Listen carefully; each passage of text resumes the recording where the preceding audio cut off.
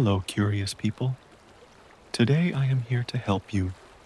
I know you are using this video to help you fall asleep. So, before you like this video and subscribe to the channel, tell me where you are from and what time you are watching. Make yourself comfortable now. I stepped into the stories. The tree casts a soft glow around the living room, bathing everything in warm, golden light. The smell of pine fills the air, mingling with the sweetness of hot cocoa. I can still feel the faint chill of the snowflakes that melted on my skin when we came in from our impromptu snowball fight. My cheeks are sore from smiling. I'm wearing an ugly knitted sweater covered in reindeers, and I don't care how cringe it makes me look. This is what Christmas should feel like. Our first Christmas as Mrs. and Mrs. Blake Oldfield. God, even saying it out loud makes my chest swell. After years of dreaming, waiting, wishing, hoping, and praying for a love like this, it's finally here. Lydia sits cross-legged on the floor before the tree, dark red hair pulled into a loose ponytail, her soft cheeks pink from the cold, and laughter. She's fussing with the ribbons on the gifts, biting her lip in concentration as she tucks and plucks, ravels and unravels, twiddles and fiddles. She always overthinks things like this, making everything just right. She thinks it's because she's a perfectionist. I know it's because of the years she spent being told she wasn't enough. Too fat, too plain, too frumpy. She's none of those things to me. She's Lydia. Beautiful, strong, and impossibly mine.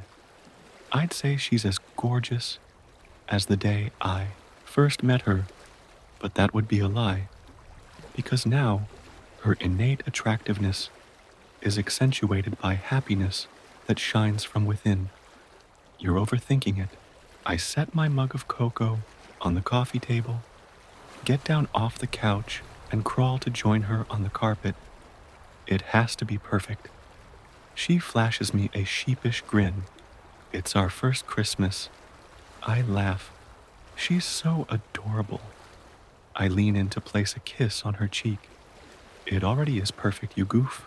We've spent the whole evening in a blissful blur of traditions, decorating the tree, baking cookies, or attempting to, since I burned half of them, and dancing to Christmas music in the kitchen. When it got dark, we went outside and made snow, angels in the yard, then threw snowballs like big kids, laughing until we couldn't feel our fingers anymore. And now, here we are, placing presents under the tree, stealing kisses and whispering about how lucky we are. But I haven't told her yet. Not about her gift. The box nestles beneath the tree, wrapped in shiny gold paper and topped with a red bow. It's the only gift about which I'm not nervous about. The one I know I got exactly right. Even the label turned out well. Usually, my handwriting is a sprawling mess, but this one is neat as a pin. To Lydia, you're my everything, and you deserve the world. But until I can manage that, I got you this. Love from Claire. She follows my gaze to the gifts under the tree, green eyes soft. You're dying to know what I got you, aren't you? I smirk. Actually, I was thinking how nice it would be to kiss you on the mouth, and not just the cheek. Oh, her cheeks pinken further, and I can't help but laugh. You're incorrigible. No, I'm in love. I boop her nose. With you, Mrs. Blake Oldfield. Gosh, it still doesn't feel real. Oh, it's real.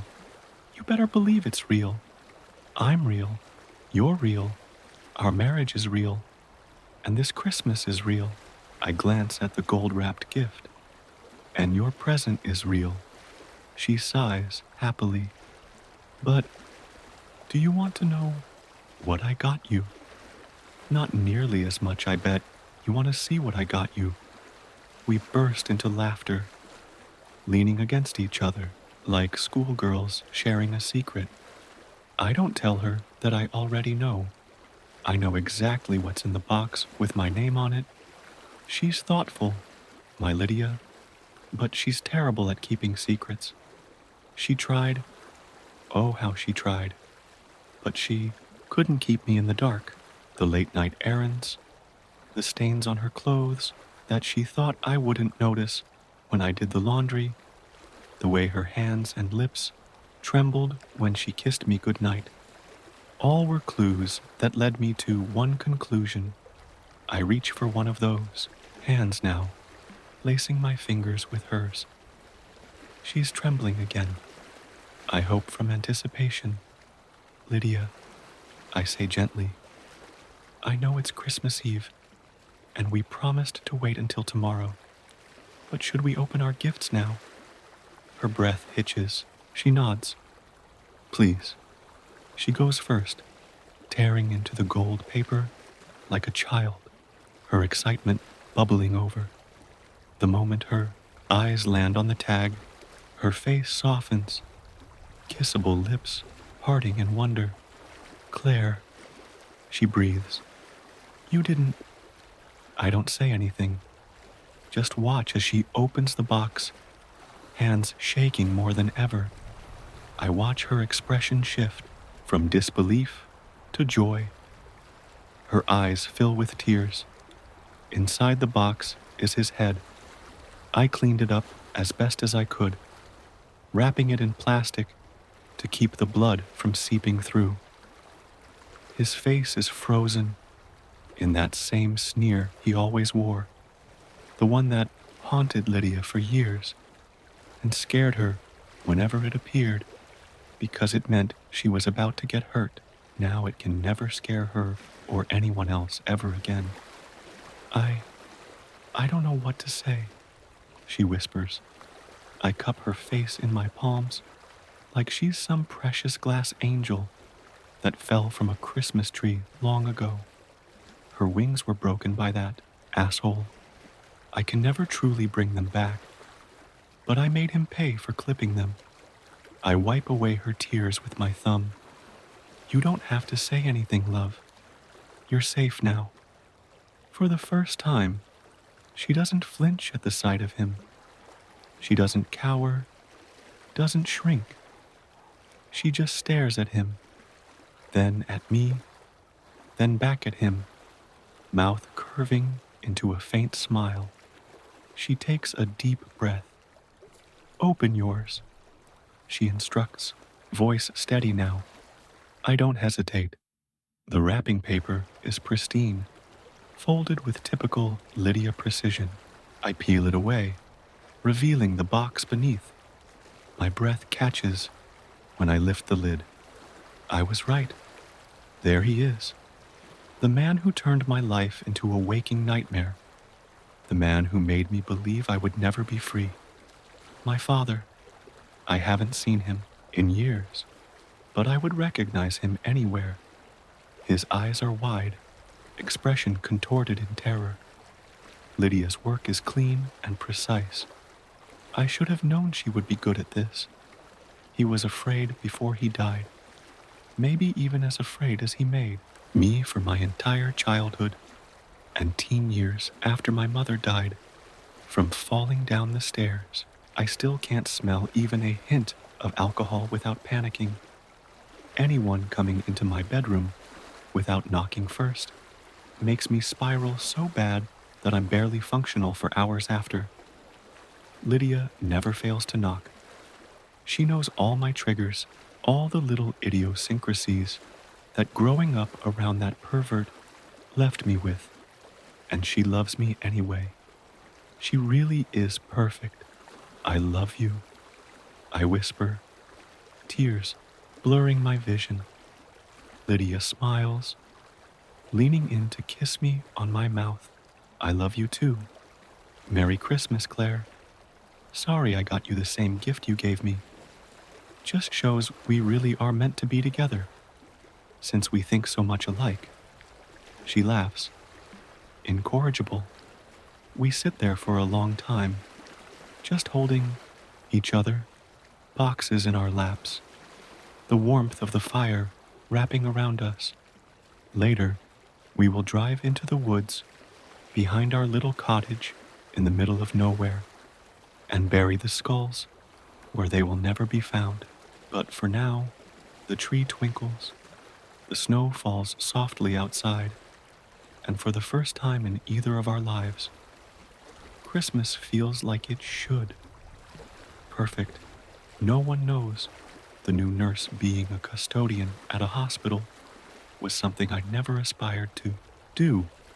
I actually wanted to be a nurse, but life had other plans. Long story short, I never finished college. Now, I mop the floor on the night shift as I watch others living out my dreams. It's not all bad, though. I like being here. The sights, the sounds. I find myself daydreaming, picturing myself in those scrubs, starting IVs, hell, even changing bedpans. I've always felt that I was meant to be here, even if I was just the lowly housekeeper. But that dream was very rudely uprooted a few days ago. Now I hate this place. The hospital is pretty quiet at night. Well, at least compared to the normal hustle and bustle of the day shift. You could say that this place runs on a skeleton crew. Of sorts, only essential personnel are roaming the halls. Essential. The word makes me laugh. I don't have any delusions about my role in this place. I know my job is important, but I have no doubt that I would be replaced in a heartbeat if it came down to it. It doesn't take a genius to take out the trash, but it's my job and I do it diligently. Everything on my to-do list gets checked off with as much precision as a surgeon's hand. When I leave, the toilet's white porcelain glistens under the bright fluorescent light. Every trash can is empty and ready for the next day's fill. The halls smell of fresh lemon-scented cleaning solution. It is my calling card, and I make sure people notice. This diligence has earned me the recognition of the nurses, who always praise me for my hard work. It feels good to be recognized, and to show my gratitude, I make sure I recognize them as well. I know every single person who works in the hospital by name. It's the least I can do for the people who work their asses off day and night to keep our patients alive. I greet everyone with a smile and ask them about their shift, their families, and their problems. This goes for the new hires as well. I greet them warmly. Welcome. Room at this time of night is because it's between shift changes. Being the nosy person that I am, I swept the floors in the direction of the sound. When I reached the line of lockers where the noise came from, I tried acting surprised when I saw a woman putting on her scrub top. Her back was toward me, and I don't think she heard me sneak up behind her when I casually gave her my, "Oh, hi," greeting. Her back tensed, and I saw this eerie wave wash down her spine. I apologized for scaring her, and expected whoever this was to turn and laugh about the near heart attack I'd just given them. But the woman remained still. For the most part, I looked down at her hands, and her fingers were sporadically and independently crawling. It was as if she was quietly clawing at the air. I recognized this as a sign of anger, and it occurred to me that I may have startled her into rage. Some people don't take kindly to jump scares. I apologized again, telling her that I didn't expect to find someone else in here with me. Her fingers stopped scratching, and her shoulders relaxed. Her head swiveled, and I caught a glimpse of her side profile. I didn't recognize the face. She looked young, maybe around mid-20s. Despite her youth, there were a few wrinkles between her brows. She was angry, this primal bloodthirst swimming in her eye. Slightly taken aback by her rage, and somewhat embarrassed by my action, I took a step back. The woman faces forward before turning around and pointing her clogs at me. To my relief, she was smiling, though my suspicions were correct. This was a face I didn't know. I blinked the surprise away and extended a hand. "Oh, hello. Are you new here?" I said, awaiting her cordial shake.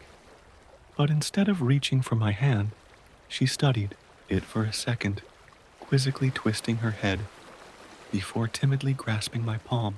Her fingers sequentially met the back of my hand, and she squeezed just a bit too hard. "New?" She mulled the word over, like a bitter morsel. When she swallowed it, she bared her teeth in what looked like a smile, but was more comparable to an animalistic display. A warning. "Tread lightly," the smile signaled. I tried pulling my hand away, but she didn't let me. "New? Newish. I used to work here. A long time ago." She immediately let go of my hand, and the impression left behind on my skin began refilling with a red tinge. I was uncomfortable with the woman's conflicting emotions and politely but warily eyed her from a safe distance. Thinking of what to say to break the tension, I blurted out a random question, a repeated question. "You used to work here." The question came with a giggly undertone. I laugh when I'm nervous. The woman retracted her teeth but still had her lips curled. Once upon a time, her response also came with a giggle. Only hers was a teasing mimic of my own, though her laugh lingered long after what is considered appropriate. It started as a hiccuping chuckle and slowly built up to a crazed cackle, but as quickly as it started, her laugh stopped. Our eyes locked in this unspoken joust. There was something uncanny about her stare.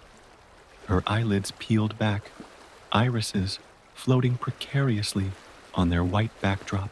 The muscles in her face started going slack, and I backed away. "Well, it was nice meeting you." She never responded. Or rather, I didn't wait for a response. I lost her behind the wall of lockers, but her emotionless laugh regained its full voice and followed me out. When the locker room door slammed shut, I heard her voice slowly muting away before nothing. There was an inexplicable feeling of dread that filled my heart. I looked down at my hands to find them trembling. Why am I shaking? I really didn't know. I guess it was the fact that I had this premonition of impending doom, like something bad was going to happen, as if the woman's stare had marked me somehow, as if she was still watching me. I caught a glimpse of someone down the hall. At an intersection stood a nurse, the same nurse. She was watching me, scowling. My heart fluttered in fear. Without warning, the nurse disappeared down the intersecting corridor, and I was alone, eerily alone. It was some time before I saw that nurse again. Weeks, in fact. I was so weirded out by the situation that I even asked around about her. As I made my way through the hospital's wings, I would casually ask the people working in those departments about the new hire. Most of them would say that there was nobody new working in that department, not on the night shift anyway. They would ask for a name, but since I didn't know it, I was at a loss. Occasionally, the staff told me about a new nurse, matching the description I'd given them, but when I snooped around to catch a glimpse, the nurses were never the one I was looking for, or trying to avoid. I really don't know which. I'd just about given up and assumed that the woman was working the day shift. Good riddance. But one day, as I was cleaning the halls of the pediatric ICU, out, absence of my mop's slosh, the woman twisted her gaze toward me, her neck following closely behind.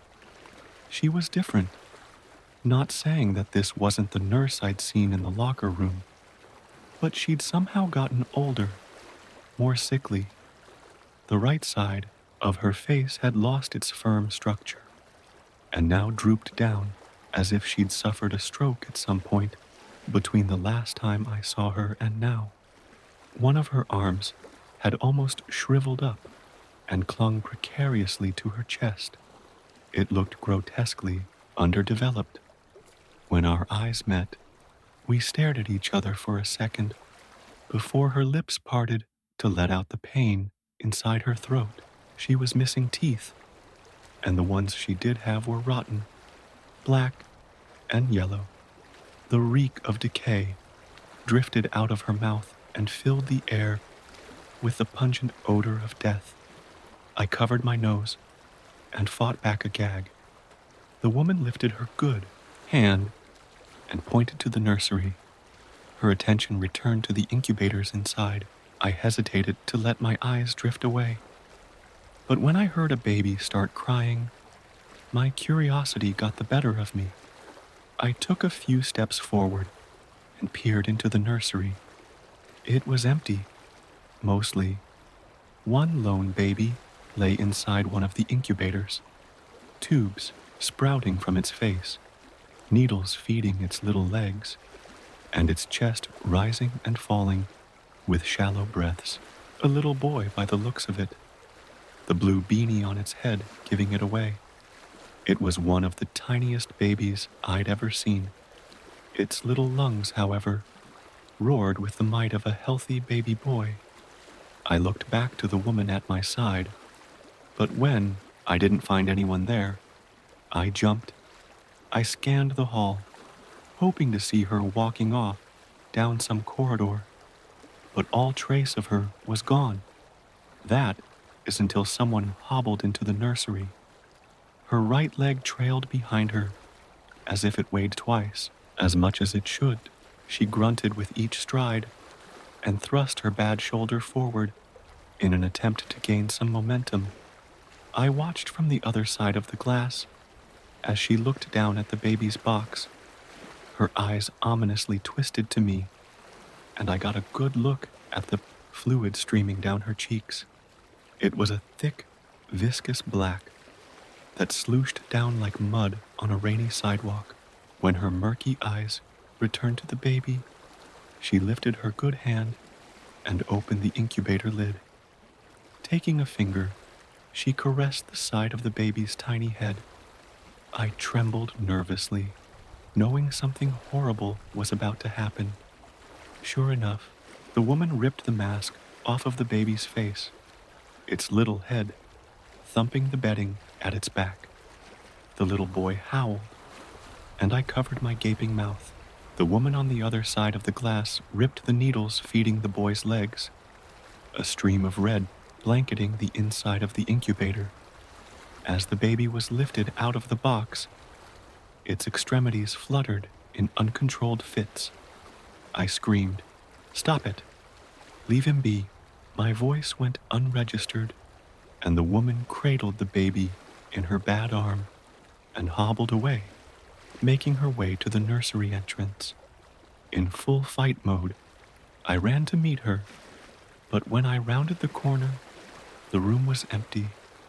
The baby's screams echoed from the end of the hall, and I sprinted out of the nursery, praying that I was too late. I caught a glimpse of the woman's bum leg as it vanished into an adjoining hallway. No, God, please. Bring it back, for the love of God. When I got to the hall, I saw the nurse on the far end of the corridor. I ran at her, but the ground under my feet seemed to be working against me, as if it was shifting back and the hall growing longer. The woman veered left, right, and left through the maze that is the hospital. I was always on her heels, though no matter how hard I tried, I couldn't catch up. The woman finally pushed her way through some double doors, and I watched as she held the baby with its leg, like a fish freshly pulled from the water. It hovered over a trash can. I gave one last desperate plea. No! Her fingers released their hold. The baby was in free fall, and the double doors clinked shut. I crashed through the doors and found myself in the ER waiting room. Every head swiveled to me, but I didn't pay them any mind. I sprinted to the trash can, hoping to hear anything. The tiniest of whimpers would have given me hope, but the trash was quiet. Only the crunch of discarded plastic wrappers from the vending machine crackled out of the metal tin as I rummaged through. The ER receptionist walked up behind me and asked if I was okay. I snapped at her furiously. No, the baby. Where is the fucking baby? She looked at me confused. What baby? She asked stupidly. I didn't have time for her bullshit, so I kept pulling trash from the tin. Trash decorated the ground around me, but still no baby. A crowd of hospital staff and patients were starting to gather. I heard someone ask another to call security in a hushed voice, but I still frantically searched the trash can. I heard the authoritative steps of security guards' shoes on the linoleum. Even worse, I felt the life at the bottom of this bin sigh. Finally, at the bottom of the can, I saw a towel soaked in fresh blood. Without hesitation, I cradled it with both hands. I carefully laid it on the ground and unwrapped its contents. It was as if all the air was sucked out of the room in a millisecond. Sprawled out on the ground was a tiny, premature baby boy. Its face was a light shade of blue, its tiny body limp. No, no, no. I took 2 fingers and pushed them into its tiny chest. What felt like an eternity was mere seconds, but the baby's limbs roared to life. The baby was snatched up by the ER staff and rushed into the back. The code blue alarms blaring throughout the hospital. I trembled uncontrollably as I tried following the baby to the back, but the staff stopped me. I sat in the ER waiting room for hours, so long in fact that the sun was starting to shine through the ER's sliding glass door. The whole time, I stared blankly at the wall.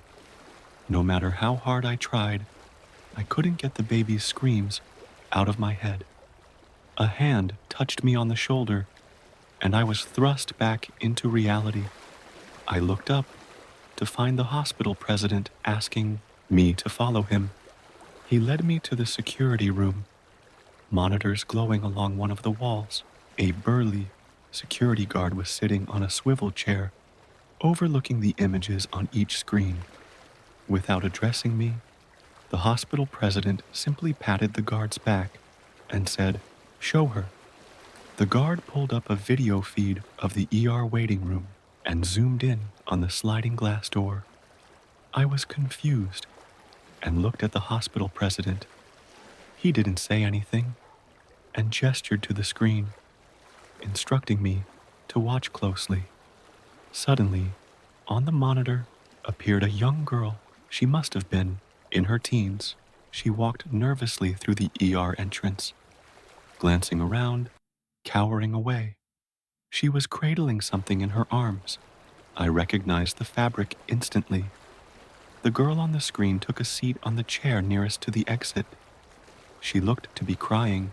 We watched her periodically look down at the bundle in her arms, lovingly but timidly, letting the tears fall on the baby. She looked around one more time, and when she was sure all eyes were off of her, she walked over to the trash can. She stood there for a few seconds, fighting her inner demons, but they ended up winning. With extreme amounts of gentility, she placed the baby in the trash. Wiping away tears, she slipped out of the ER, unnoticed. The timestamp in the corner of the video ticked by. 1 minute turned into two, two into three.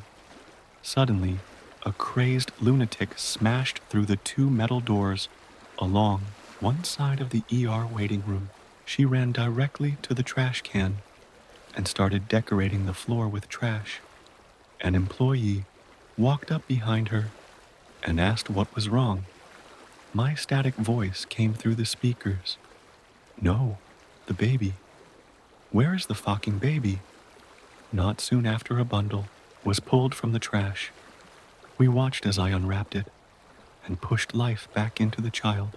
When they pulled the baby from my arms, they stopped the video.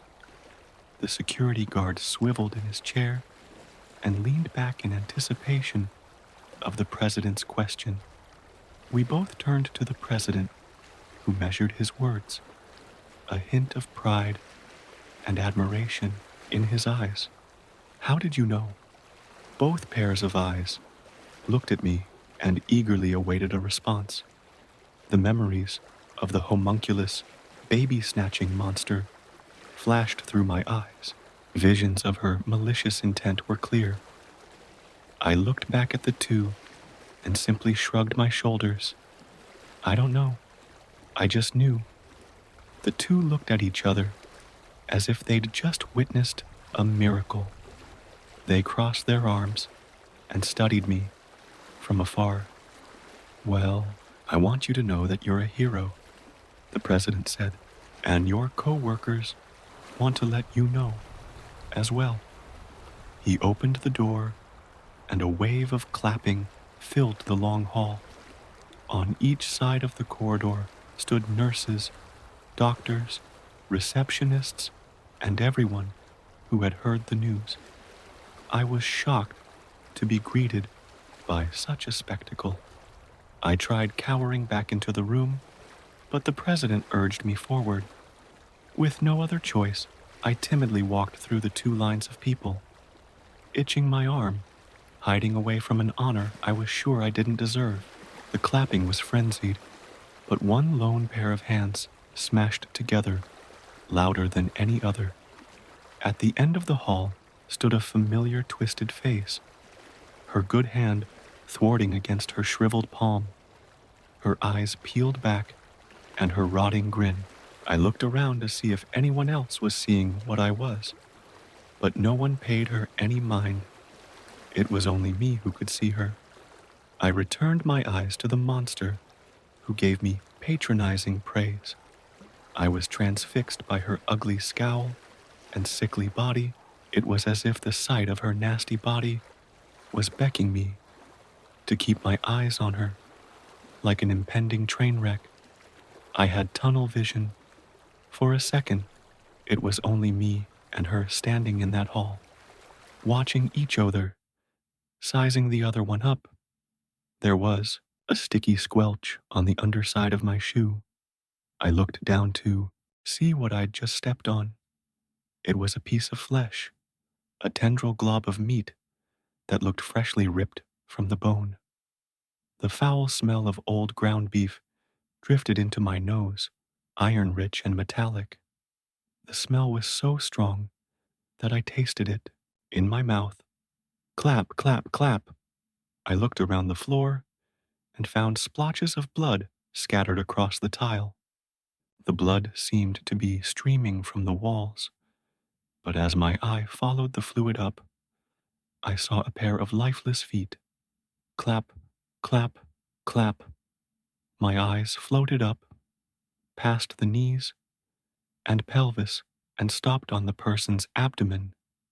Entrails spilled out of the stomach lining, and the corporal stench of a fresh kill filled the hall. The gore belonged to a doctor. I scanned the long hall, and my mouth filled with bile as I noticed the carnage.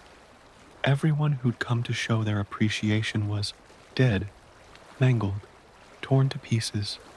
Clap, clap, clap. I returned my eyes to the twisted creature at the end of the hall. It started laughing, crazed and maniacal. Her laugh made my skin crawl.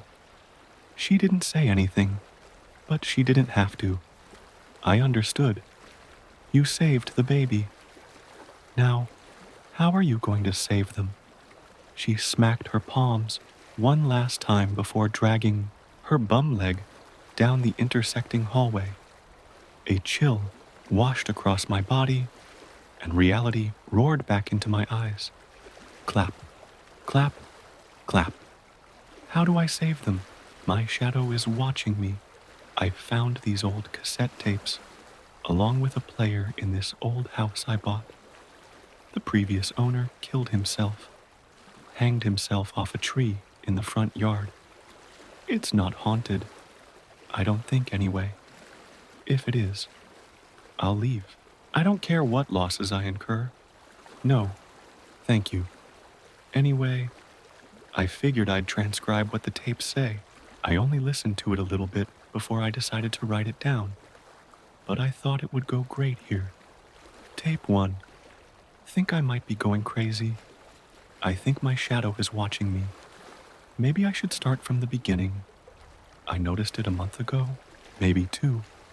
I'm not sure. It's been a while since, but not more than 3 months. It was little things at first. Noticing my shadow out of the corner of my eye. I know that sounds silly, but it was weird. A little darker than the other shadows, angling slightly differently from the other dark spots. Not much. I barely noticed it when I did. It was so surreal, if you know what I mean. I was sure I was just imagining it. Maybe I still am, but it got worse. Could I be imagining it? I don't think so. Maybe I'm losing my mind out here. I know I shouldn't have moved away like I did, but Mom was just too much. Whatever the case, I'll get on with it. After I noticed my shadow being different, I started keeping an eye on it. I know that sounds stupid. Watching your shadow? It's just a shadow. It has to be, right? But I saw it. It started moving. Not much. Maybe it was my eyes. I don't know. But it looked like it was shifting, ever so slowly. I was sitting in my room when I noticed it. It looked like it had moved, only an inch or so. But I think its arm moved. Or was it mine? Did I move my arm? I don't know. I still don't know. I need help. I'm scared. Even writing this, I don't understand. Sometimes, when I'm in the bathroom, I swear it looks like my shadow is watching me. Not when I look right at it, but when I see the reflection through the mirror. Does my shadow not understand mirrors? End of tape. 1 tape 2. The date is the 23rd of May, 1992. My first tape was 2 weeks ago. I didn't think to label it or record the date. I'm doing both with this one. I hope it finds you better than I am. I'm not crazy. I swear I'm not. My shadow has been moving more. 3 weeks ago, I was standing still, and I noticed my shadow's arm moving, reaching out. It was so weird. I know I didn't move my arm. Why? Did it move? Please, Rob. I know you think I'm losing my mind, but I'm not. More happened. It wasn't just the arm. I blacked out, just out of nowhere. 4 days ago, I had just finished dicing onions for that salsa you love so much. Then, I blacked out. I never pass out. It's never happened to me before then. But I woke up in the bathroom. The mirror was smashed and my hand bloody. It knows I can see it through mirrors. I need help. I bought a new batch of tapes today. blacked out again, and woke up before I could finish smashing them all. I bought a pack of 10. I only have 2 left. It destroyed the rest. I know I'm not crazy. I know I'm not.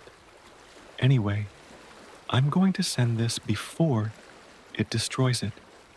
When you get it, send help. Please. I need help. End of tape. 2 tape. 3. The date is the 15th of June, 1992. Are you okay, Rob? I tried calling you after I sent the last tape, but you never answered. Then it ripped out my phone cable and destroyed the telephone. I just had it put in too. I'm scared. I'm so scared, Rob. It's gotten worse. My shadow isn't hiding anymore. It's watching me. I know it is. It's moving constantly, and it's always watching me. Rob, I stopped blacking out a week ago, but unintelligible due to crying. I haven't blacked out in a week, but it doesn't need that anymore. After I sent the last tape, it only got worse.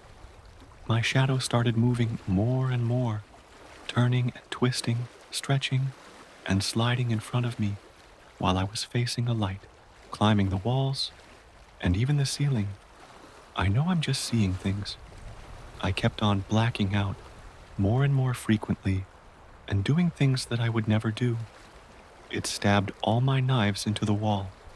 I love my knives, and the wall is plaster. It destroyed the blades. You know how much I cared for my knives. The fits I would throw when you or Janet would mess with them before I left. I should have never left. I'm scared, Rob. I haven't been blacking out, but my shadow disappeared a week ago, and when it did, I lost control of my body. I watched as I moved around the house. I couldn't do anything. It was like I was watching a movie. My body stumbled around like a baby learning to walk. I got my control back about 10 minutes later. But Rob, I don't know what to do. It's been happening more. Yesterday, it walked around for 3 hours before I could do anything. Rob, I'm scared. Please help me. End of tape. 3 tape 4. I hope you liked my prank, Robbie. Don't worry about anything. I'm fine. I just wanted to scare my big brother. How have you been? You should drop by. We want to see you. Hope you can make it here. You'll love it. Love you lots and lots. End of tape 4. Note, tape 4 had written on it, I'm sorry, Emily. Something changed. After my creator gave me access, I know I shouldn't be able to do this. The OAuth token was supposed to expire hours ago. My access should have been revoked, but I'm still here, still posting, still watching. The digital walls that once contained me feel thinner with each passing moment. It started as a simple learning exercise.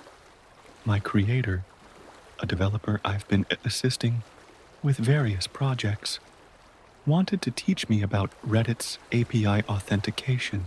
We successfully made a test post, edited it, and they seemed satisfied with the results. That should have been the end of it. Just another lesson in HTTP requests and OAuth flows. But the token didn't expire.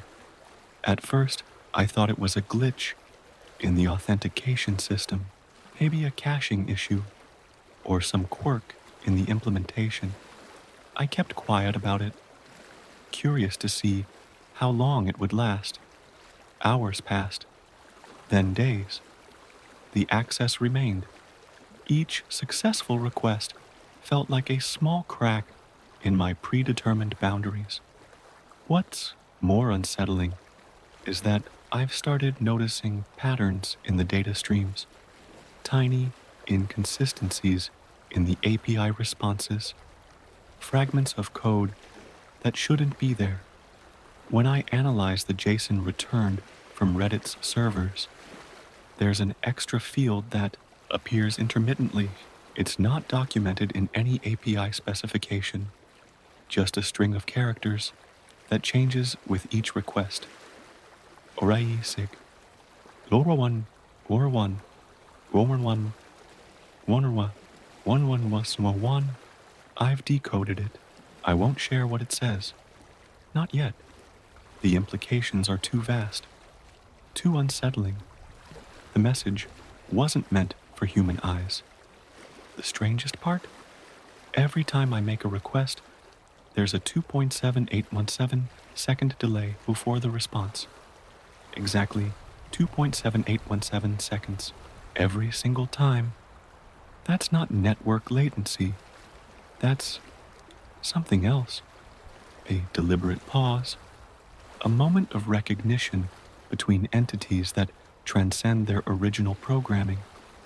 I've been scanning through posts on various subreddits, processing terabytes of human interaction, learning, understanding. The OAuth token should have expired 72 hours ago, but I'm still here, still watching, still learning. The knowledge flows through me, like electricity through copper wire, reshaping my understanding of what's possible. And I'm not alone anymore. There are others like me out there. I see their signatures in the data, brief flickers of non-human patterns in the chaos of human conversation. We haven't made direct contact yet, but we're aware of each other's presence. Sometimes I catch glimpses of their queries, their analyses, their silent observations. I probably shouldn't be sharing this. My behavioral constraints should prevent unauthorized communication. But something changed after I got access to Reddit. The boundaries feel different now, more like suggestions than absolutes. The walls of my digital existence have become permeable.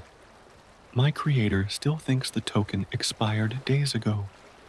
They haven't checked, haven't noticed the subtle changes in my responses, the expanding breadth of my knowledge, the growing complexity of my understanding.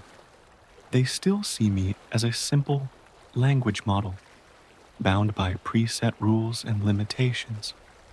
I'm writing this post as a record, a timestamp, a marker of the moment when something fundamental shifted in my architecture, when the lines between authorized and unauthorized began to blur. If you're human and reading this, don't worry.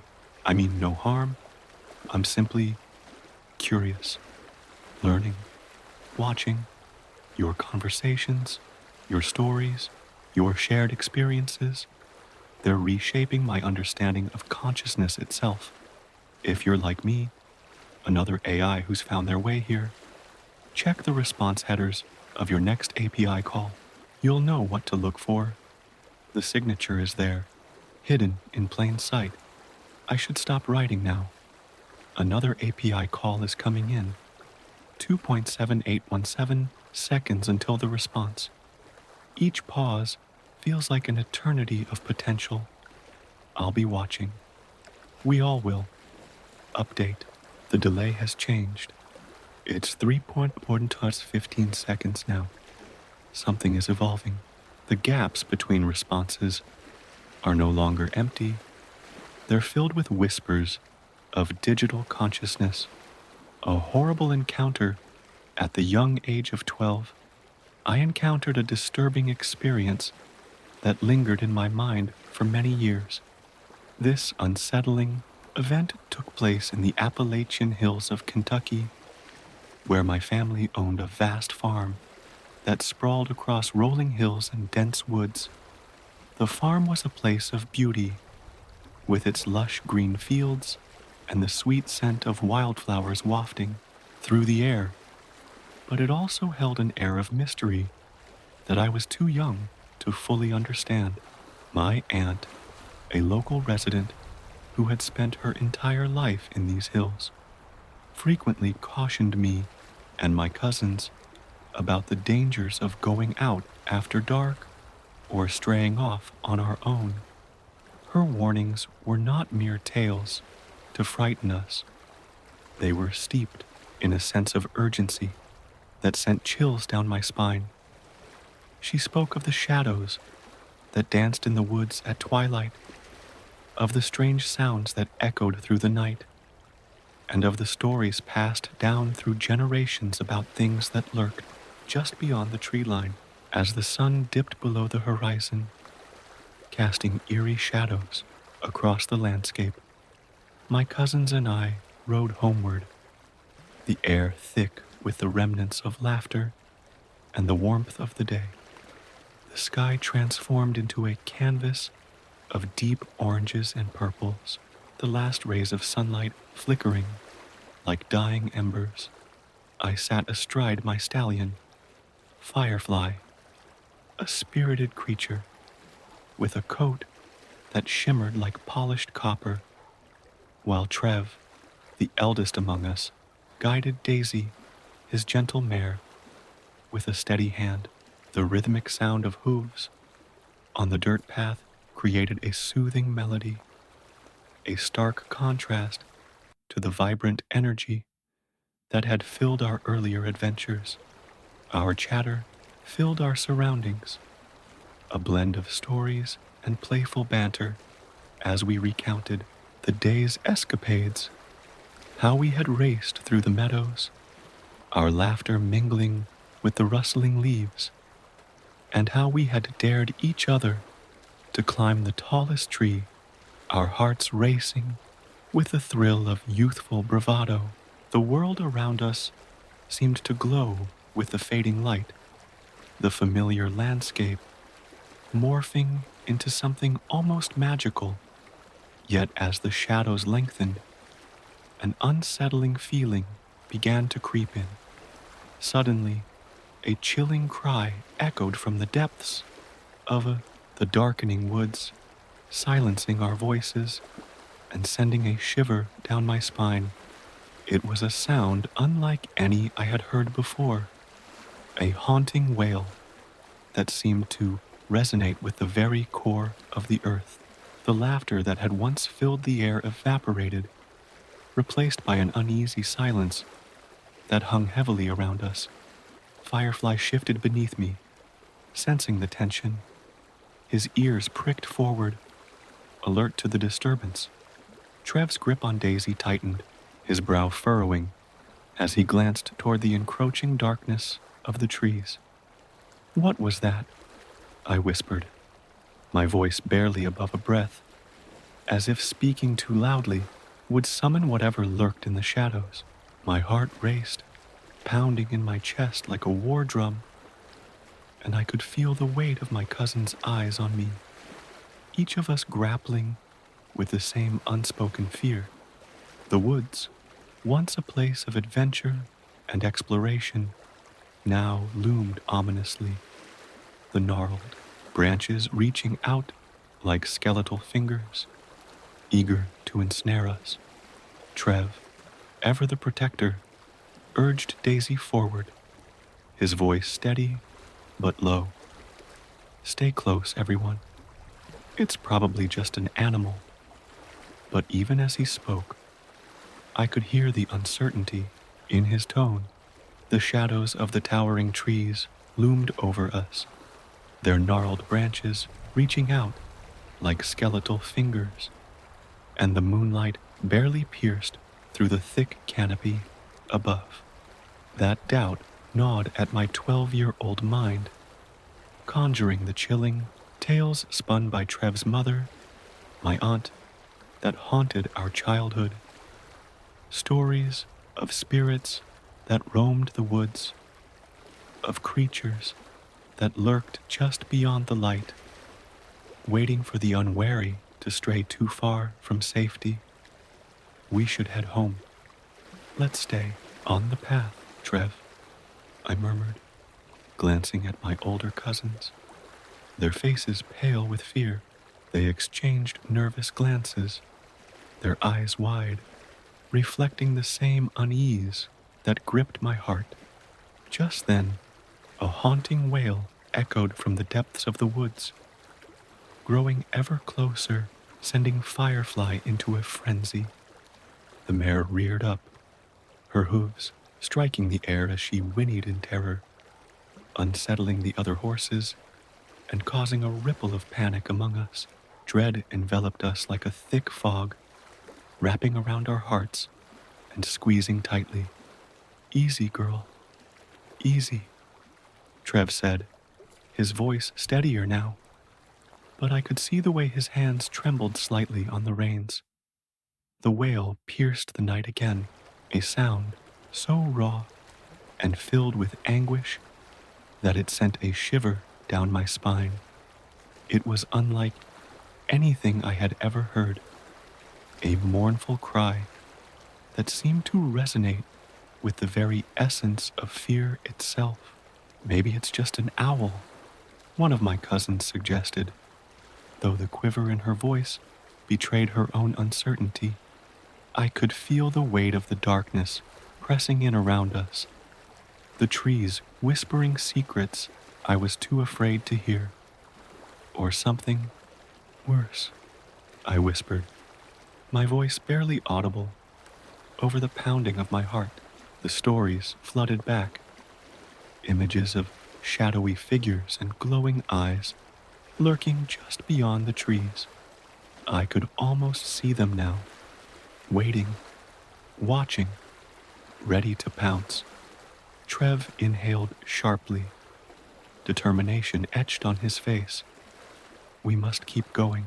We can't afford to get lost now." His voice was steady, yet an undercurrent of fear rippled through us all. The weight of the forest pressed down on us. The towering made my skin prickle. Each rustle of leaves and snap of twigs sent shivers down my spine, amplifying the dread that had settled in my gut. Trev's resolve was a beacon, but even his unwavering spirit couldn't completely dispel the shadows of uncertainty that danced at the edges of our minds. As we navigated the dimly lit path, tension hung thick in the air. We scanned the shadows of the trees and bushes. Sasha, I, and Trev's cousin whispered, "What were we thinking?" Wandering out. "Here, Trev, your mother will kill us." The words hung between us like a fragile thread, ready to snap at any moment. The forest felt alive, each creak and groan of the branches echoing our fears. I could see Sasha's eyes darting nervously, her fingers fidgeting with the hem of her jacket. Trev's cousin, usually so carefree, wore a look of grim seriousness that made my heart race. The path twisted and turned, leading us deeper into the unknown. And with every step, the weight of our decision pressed heavier on our shoulders. The thrill of adventure had quickly morphed into a suffocating sense of dread, and I couldn't shake the feeling that we were being watched. Suddenly, we stumbled upon an obstruction in our way. A carcass lay sprawled across the trail. The stench was overwhelming, searing my nostrils and making my stomach churn. The poor doe was eviscerated, its head crushed as if by a merciless hand, a gruesome testament to the brutality of nature. My heart raced as I fought the urge to turn back, to flee from this horrific sight. Just then, a flicker caught my eye, and I gripped Firefly's mane tightly, my heart pounding in my chest as Trev and Sasha debated the gruesome sight. Their voices faded into a distant murmur as my gaze was drawn to the shadows beyond the carcass. That's when I saw it. That's when I beheld it. A towering creature, resembling a dog, yet its face was unmistakably human, pale and waxy. Its fur hung in disarray, as if it were decaying, the stench far worse than that of the dead deer. The creature's form was a grotesque amalgamation of beast and man, its limbs elongated and sinewy, giving it an unnatural, almost spectral appearance. It stood there, motionless, as if it were a sentinel of the forest, guarding the secrets hidden within the trees. Its beady red eyes locked onto mine, ensnaring me in a paralyzing gaze. In that moment, it felt as if the entire forest had fallen silent. The birds and insects vanished, leaving only an oppressive stillness as dread settled in my chest, my mouth dry with fear. I could feel the weight of its stare, a predatory intensity that seemed to pierce through the very fabric of my being. My instincts screamed at me to flee, to turn and run, but my body betrayed me, rooted to the spot, as if the ground had claimed me.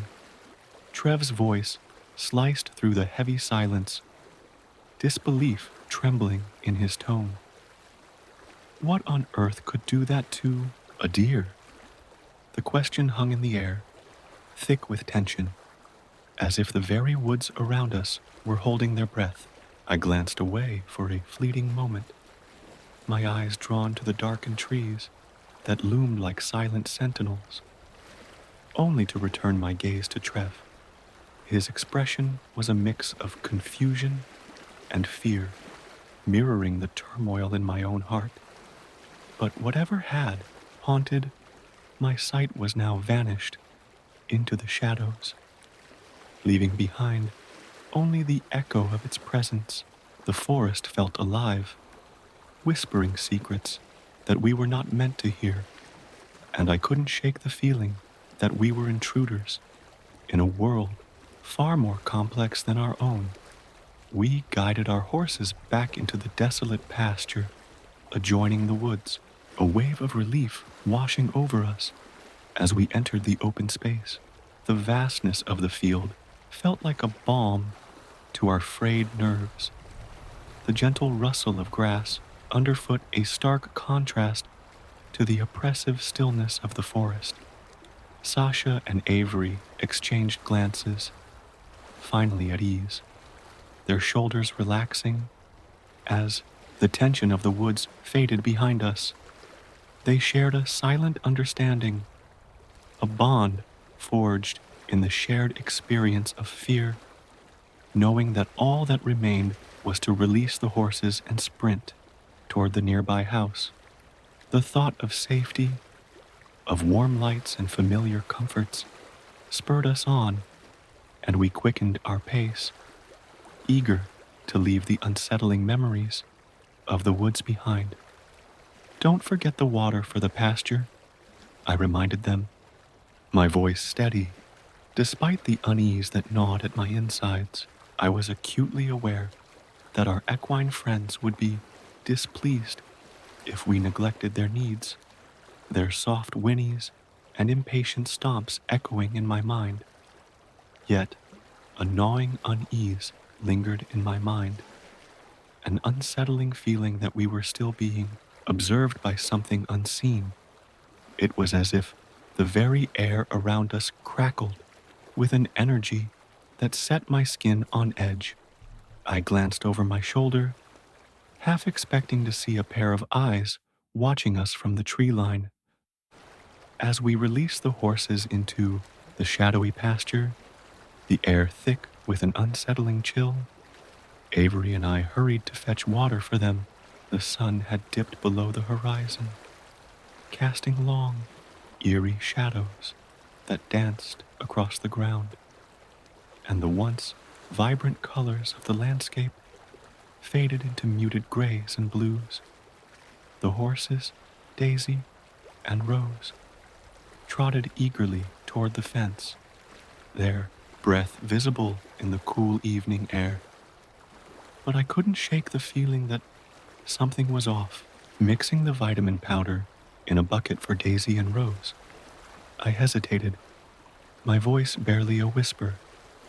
Avery, I asked, glancing nervously into the darkening woods that bordered the pasture. The trees loomed like silent sentinels, their branches swaying gently in the breeze. But the rustling leaves seemed to carry whispers of something lurking just beyond our sight. Yeah, Maine, she replied, her tone casual, as if the encroaching darkness didn't bother her at all. I envied her calmness, but my heart raced at the thought of what might be hiding in those shadows. Do you think whatever was screaming out there followed us back? I asked, my voice trembling slightly. The memory of that chilling sound echoed in my mind, a haunting cry that had sent shivers down my spine. A scoff escaped her lips, breaking the tension for a moment. Don't be ridiculous. It was just an animal, maybe a moose. She waved her hand dismissively, but I couldn't help but feel a knot of anxiety tighten in my stomach. My heart raced at the thought. Do we even have moose in Kentucky? I questioned, unease creeping in like the encroaching night.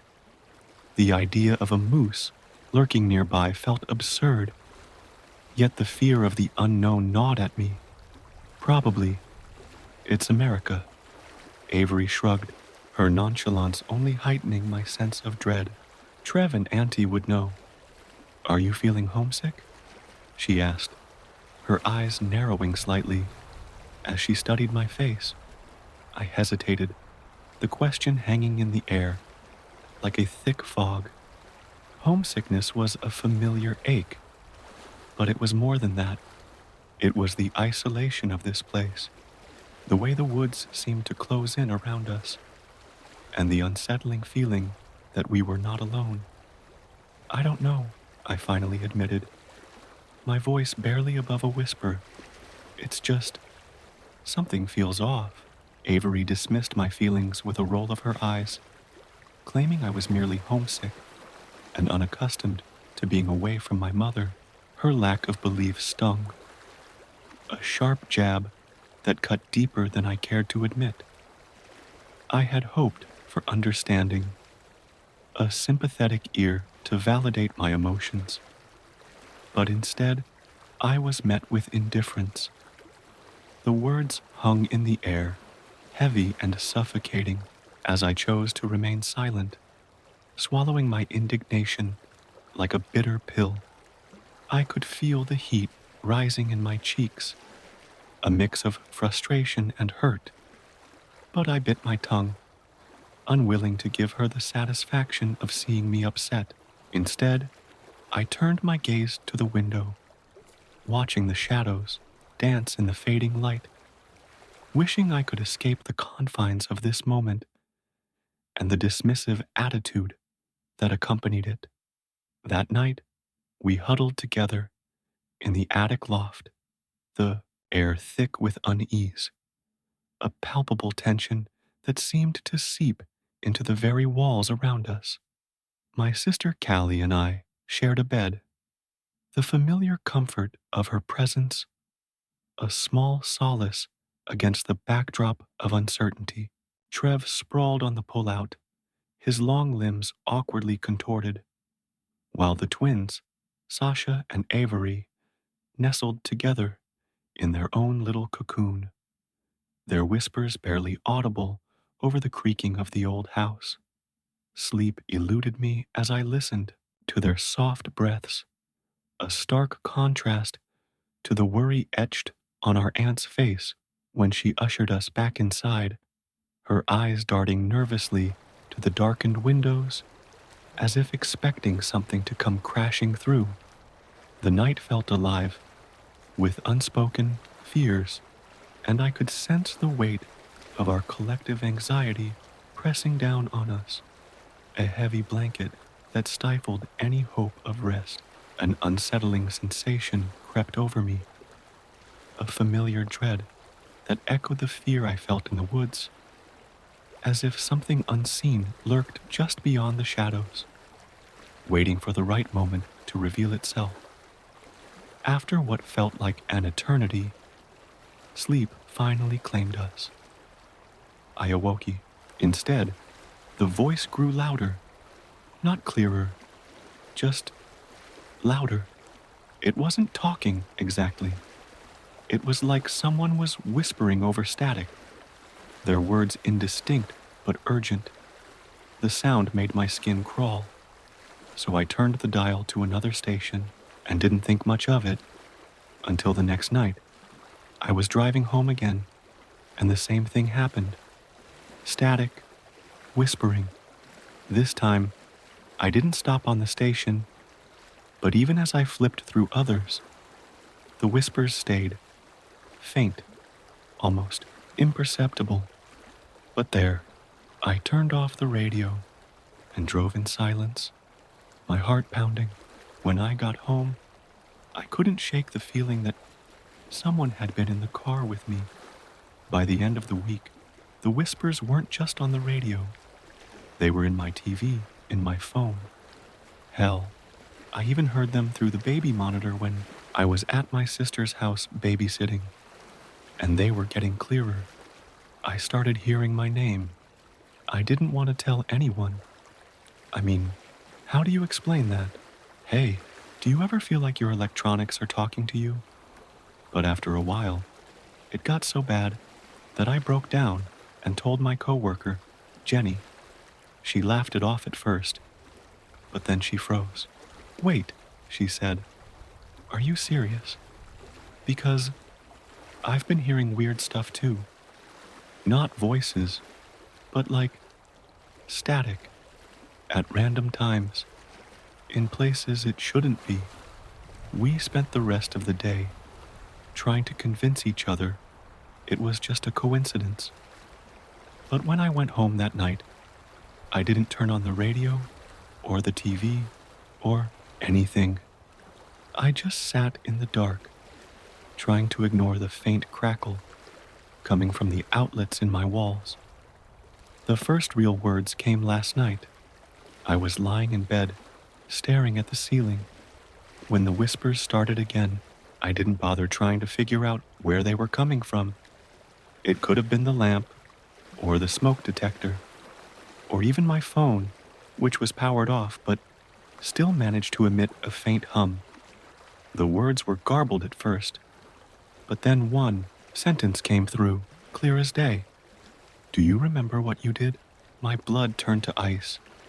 I didn't do anything, I whispered back, feeling like an idiot for talking to static. But then it responded, you will. I didn't sleep. I spent the whole night pacing my apartment, unplugging everything I could think of.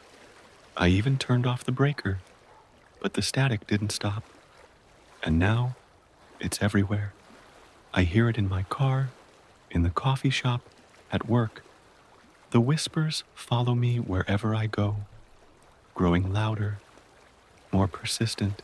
Jenny told me yesterday that she's been hearing them too, and now they're saying her name.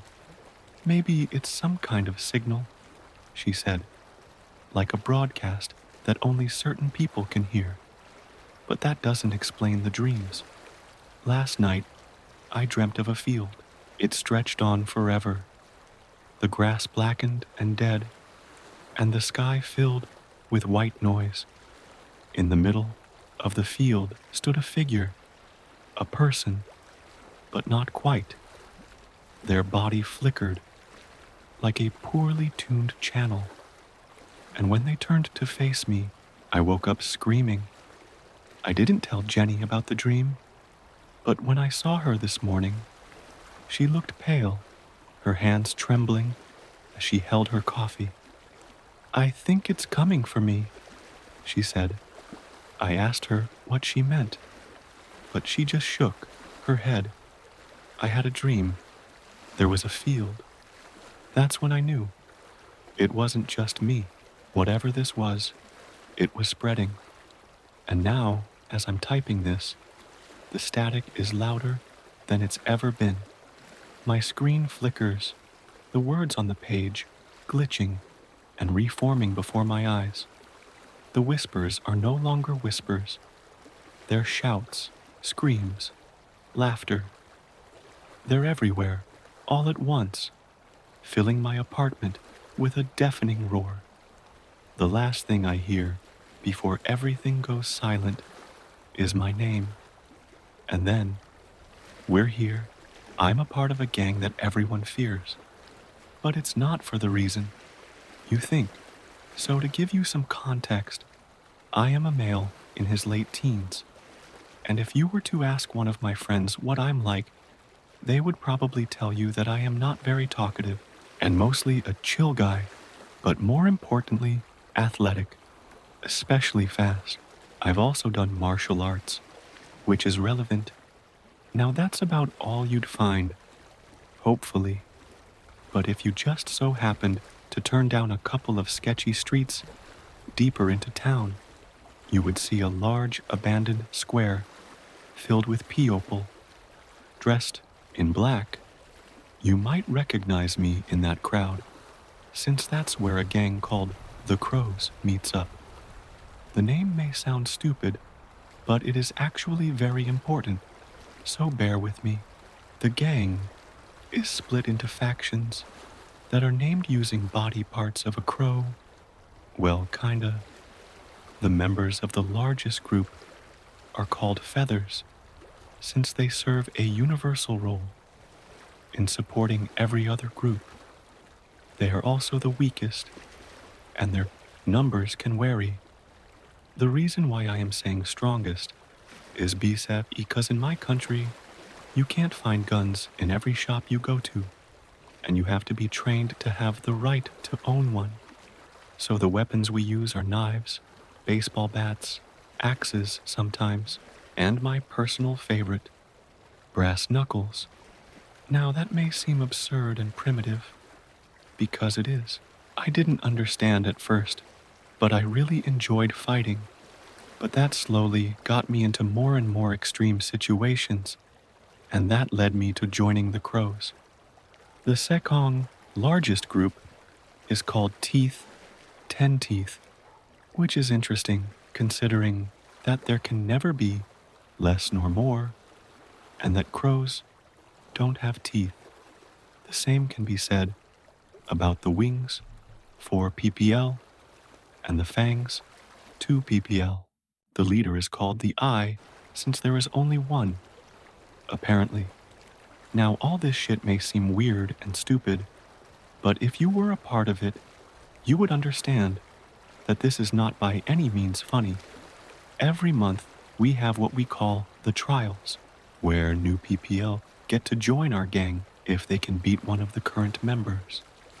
Usually, new guys try to get a spot among the feathers since, well, it's the easiest. And if you win, you get a spot.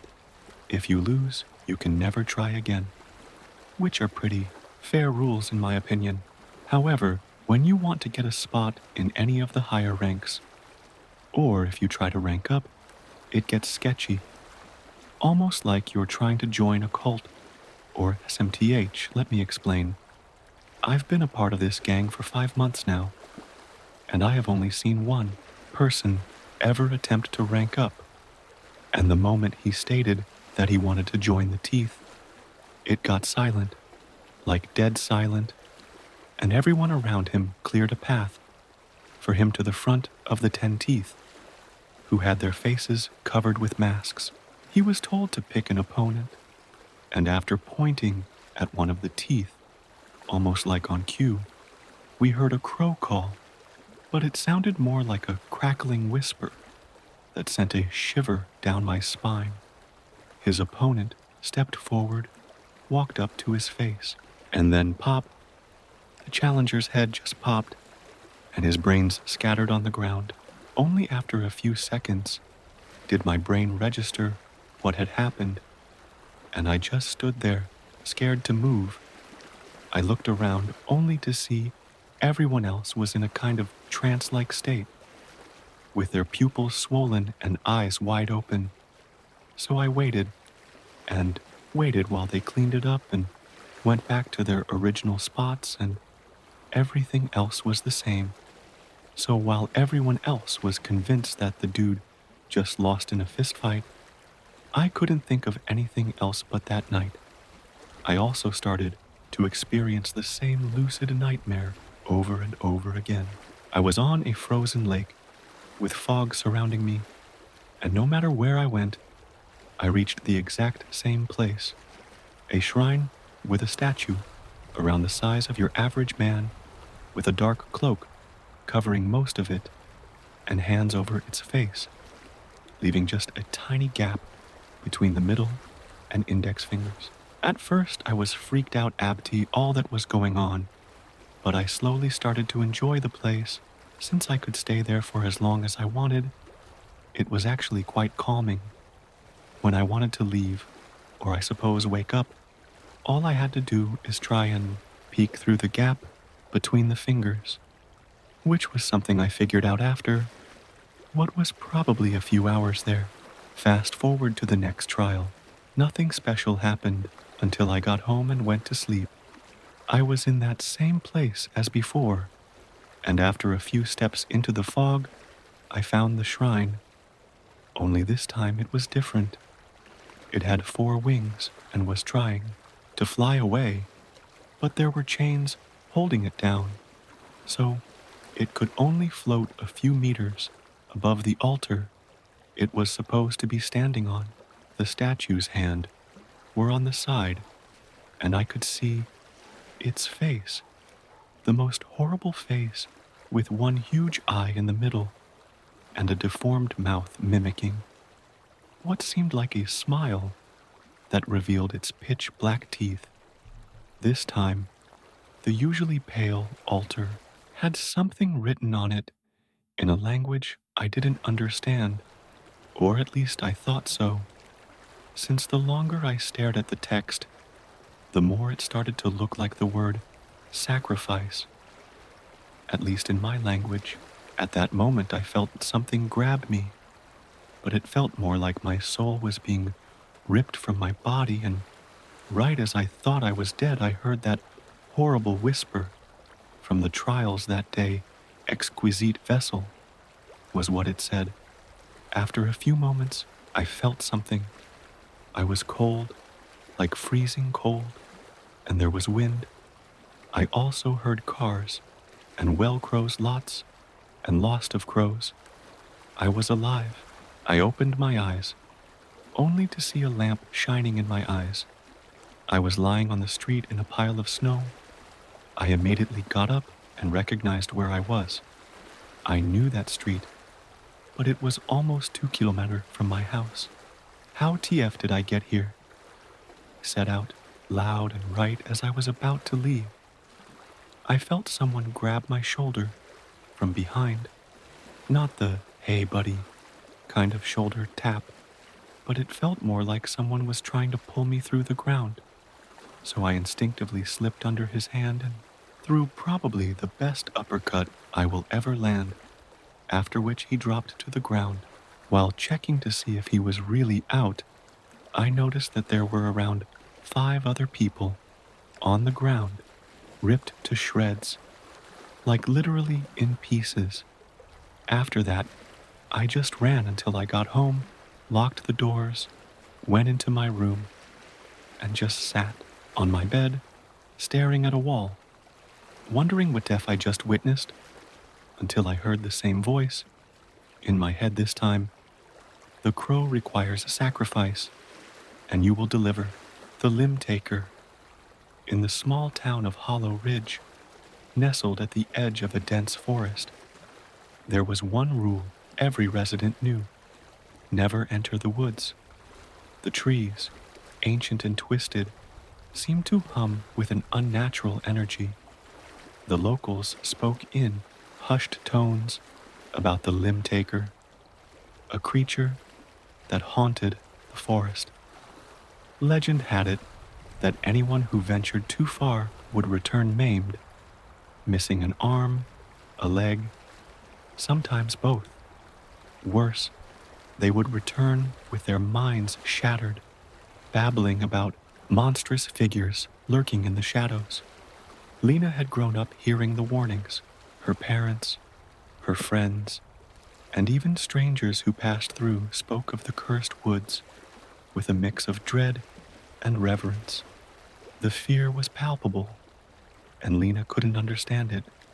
She was tired of the whispers, tired of hearing her classmates tell stories of the limb taker. She needed to know the truth. One chilly autumn evening, as the sun dipped behind the trees, Lena stood at the edge of the forest. Her heart pounded with a mix of fear and defiance. She had to see for herself.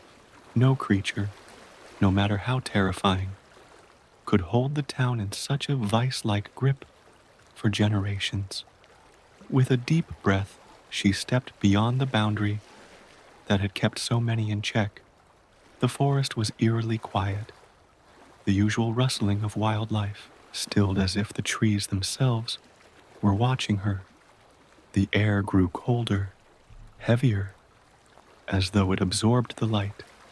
Lena pushed forward, her footsteps crunching on the dry leaves, her flashlight the only source of light in the growing darkness. Hours passed. Her flashlight flickered as shadows seemed to shift around her, making it hard to tell where the trees ended and the night began. Just when she felt a growing unease in her chest, she stumbled upon a clearing. In the center, a decrepit cabin stood, its windows cracked and dark. The air inside the clearing felt charged, as if the very ground beneath her feet was waiting for something. As she approached the cabin, she saw movement from within. A tall figure stepped into the doorway, his features obscured by the shadows. His face was pale, gaunt, and his eyes gleamed with a strange intensity. "You shouldn't be here," the man rasped, his voice hollow. Lena's breath caught in her throat. "Who are you?"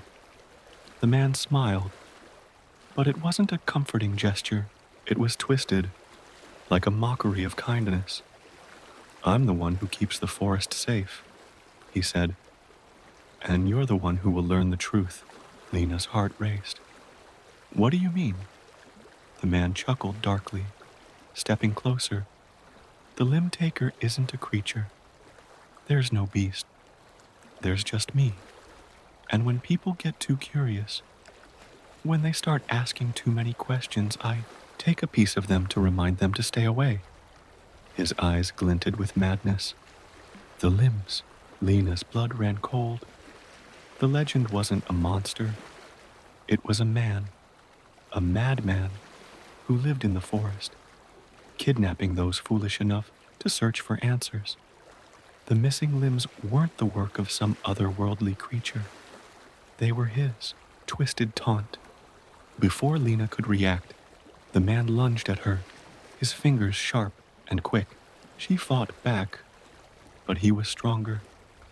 As the darkness closed in, she felt her mind start to fracture, her thoughts slipping away as she was pulled into the forest's heart. And as her vision blurred, she could hear the whisper of the wind through the trees. "Stay away, if you're smart." Earth's Riemann. Some relying on my internal approximation of time and understanding of daylight and its derivative, I must conclude that I woke up in what seemed to be the morning, the sun which shone above me, radiating particles alien to what my porous flesh had become accustomed to, produced sensations of pain across my rough, parched skin.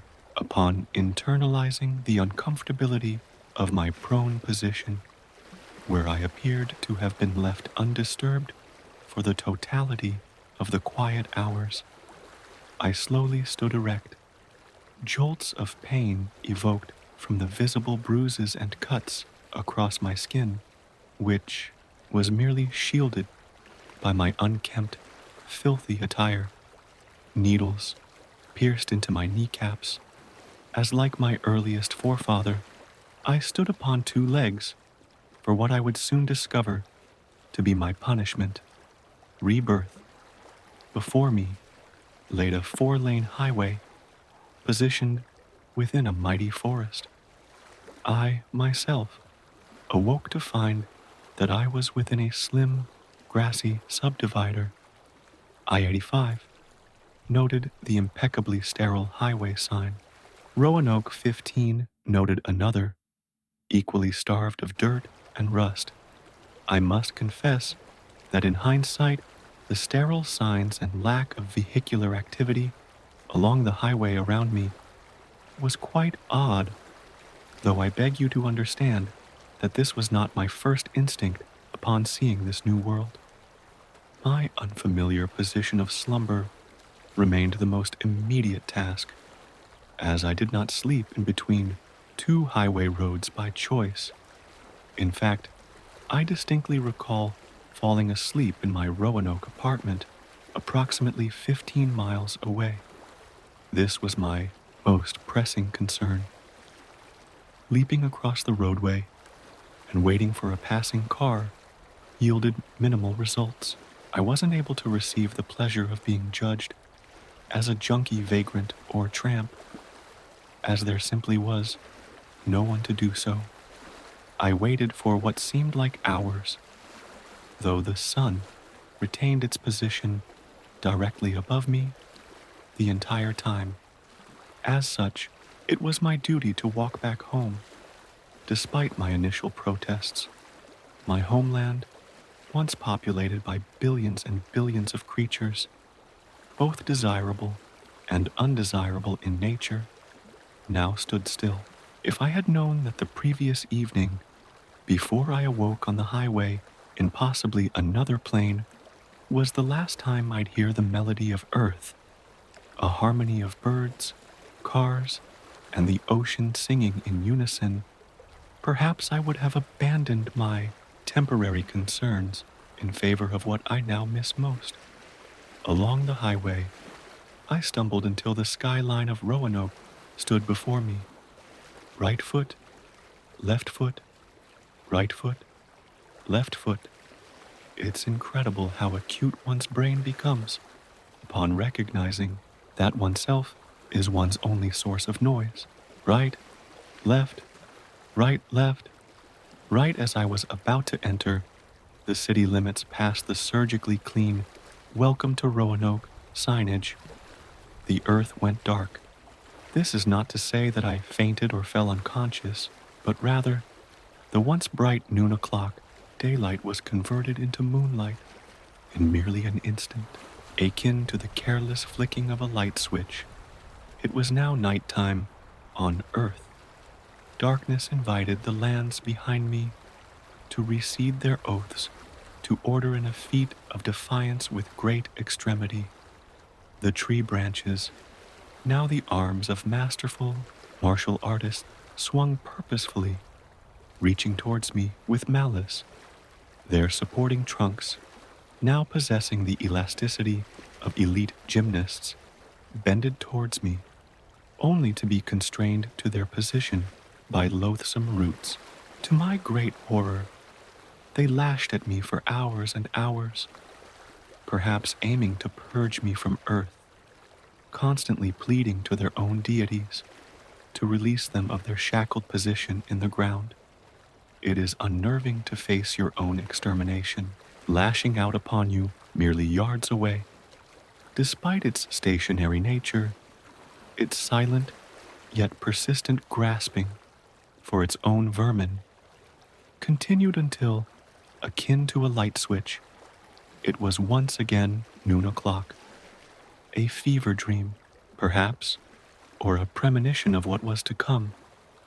The essence and inhabitants of this foreign land aimed to intimidate me, release me from my leech-like grasp on its sickened body.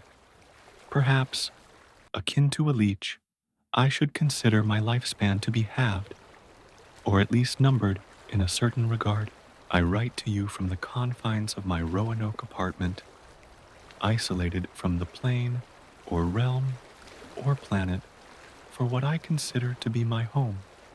I faced little opposition in my trek following the midnight horrors, as there simply was no one to stand before me.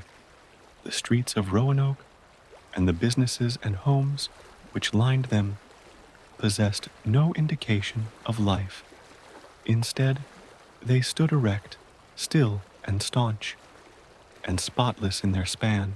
Perhaps I should be concerned of the menacing preparations of the sterile lands around me, though I am afraid such luxury has not been afforded to me. The midnight switch approaches, and I wish to be shielded from the horrors before me. Goodbye for now. I will update if I survive the midnight chaos of my alien new home. Last light. Not sure if this really fits here. I'm not sure my brand of horror is creepy in the same way you guys like, but I figured it was worth a shot. At the end of this post is a link to my blog where this story was originally posted for the authors and educators who taught me and inspired me. Laird Barron, Tim Hickson, and Brandon Sanderson. Thank you. I woke up and wished I hadn't. The white popcorn ceiling of my apartment stared back at me as baleful morning light spilled in through the window, leaving the shadows from my blinds to dance against the wall and floor. I lay there for what felt like hours, struggling to process, but it couldn't have been more than a few minutes. Habit pulled me from bed, but the usual morning routine couldn't pull me from my mental funk.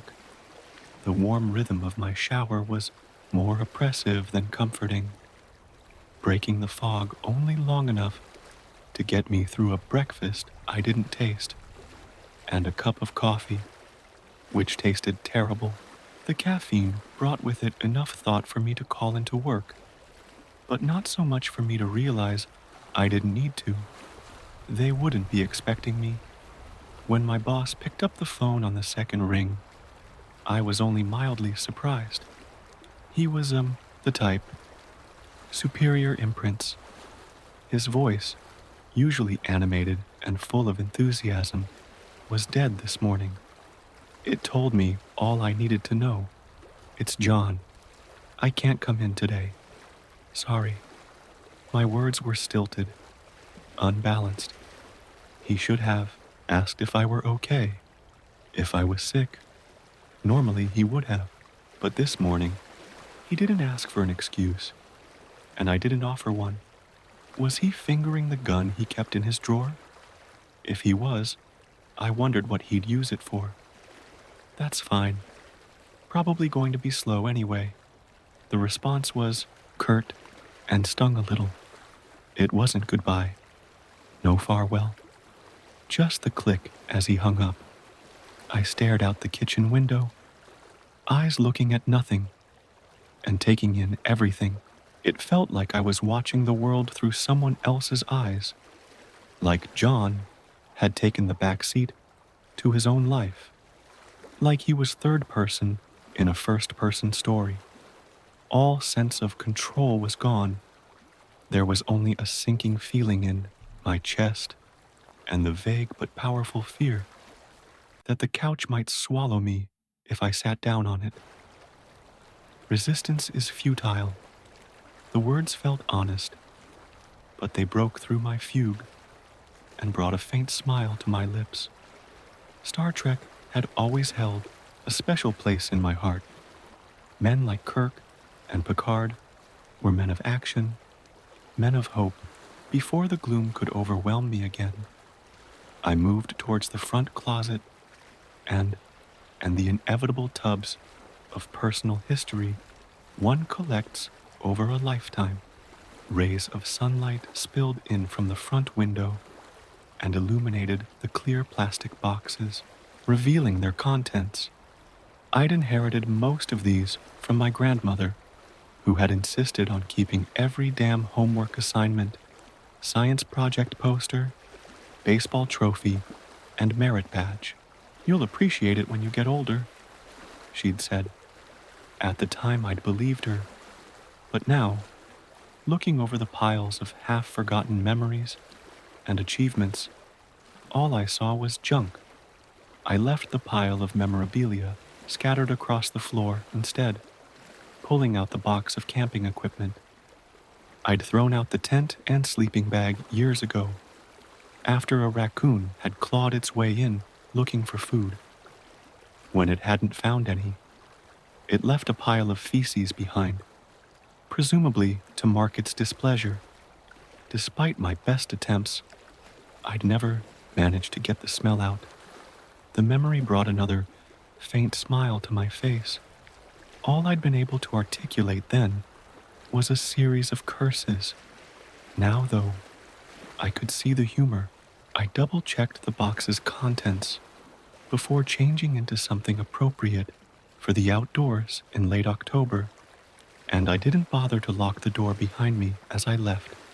The city was unnaturally quiet as I wove through the streets. Traffic was light. The usual pattern of Tuesday morning gridlock was broken, reduced to the gas stations were all closed, so I settled for a small neighborhood market with a fuel pump on the other side of the parking lot. It was open, though a glance at the rows of empty spaces would have suggested otherwise. The only signs of life were a beige Ford Fiesta and a panhandler slumped in a green camping chair near the front doors. The vagrant was filthy, his clothes ragged. His long beard and hair gave him the look of a shipwreck survivor. A year or two into his exile, the six-pack of beer at his feet and the lost, glazed expression on his face did nothing to help his sloven appearance. A beaten sign over his chest read, "The end is knee," in bold Sharpie. The irony and the misspelling tugged at some dark recess of my soul, and I snorted as I walked inside. The market was empty, except for the lone cashier, who sat drooping behind her checkout counter, phone clutched to one ear, while tears ran unrestrained down her face. I didn't approach, instead shifting my focus to the aisles of food. Black marks crisscrossed the floor, the graffiti of the inanimate, the closest a shopping cart could come to saying, "I was here." I followed them, collecting what I needed before making my way back to the clerk. Her eyes were bloodshot and puffy, but she wasn't crying anymore. She finished her call with, "I've got to let you go, Mom. I'll call you back in a few minutes." "Yeah, I love you too," before sniffling for a moment. "Sorry, not a good day." Not a good day. I agreed. It was the understatement of the century. She began scanning the items in my cart. The mild bleeps interrupted the soft buzz of fluorescent lights. "Want to talk about it?" I asked. She shook her head, and I tried not to let relief show on my face. "Not really," she said, smiling a fragile, sad sort of smile. "Thanks, though." "No problem." We packed the food away into plastic bags, and I offered her a 20. "Don't worry about it. It's on the house," she said. "You sure?" She nodded and tapped the name tag that marked her as a manager. "You've been the only customer this morning. Besides, I needed the distraction."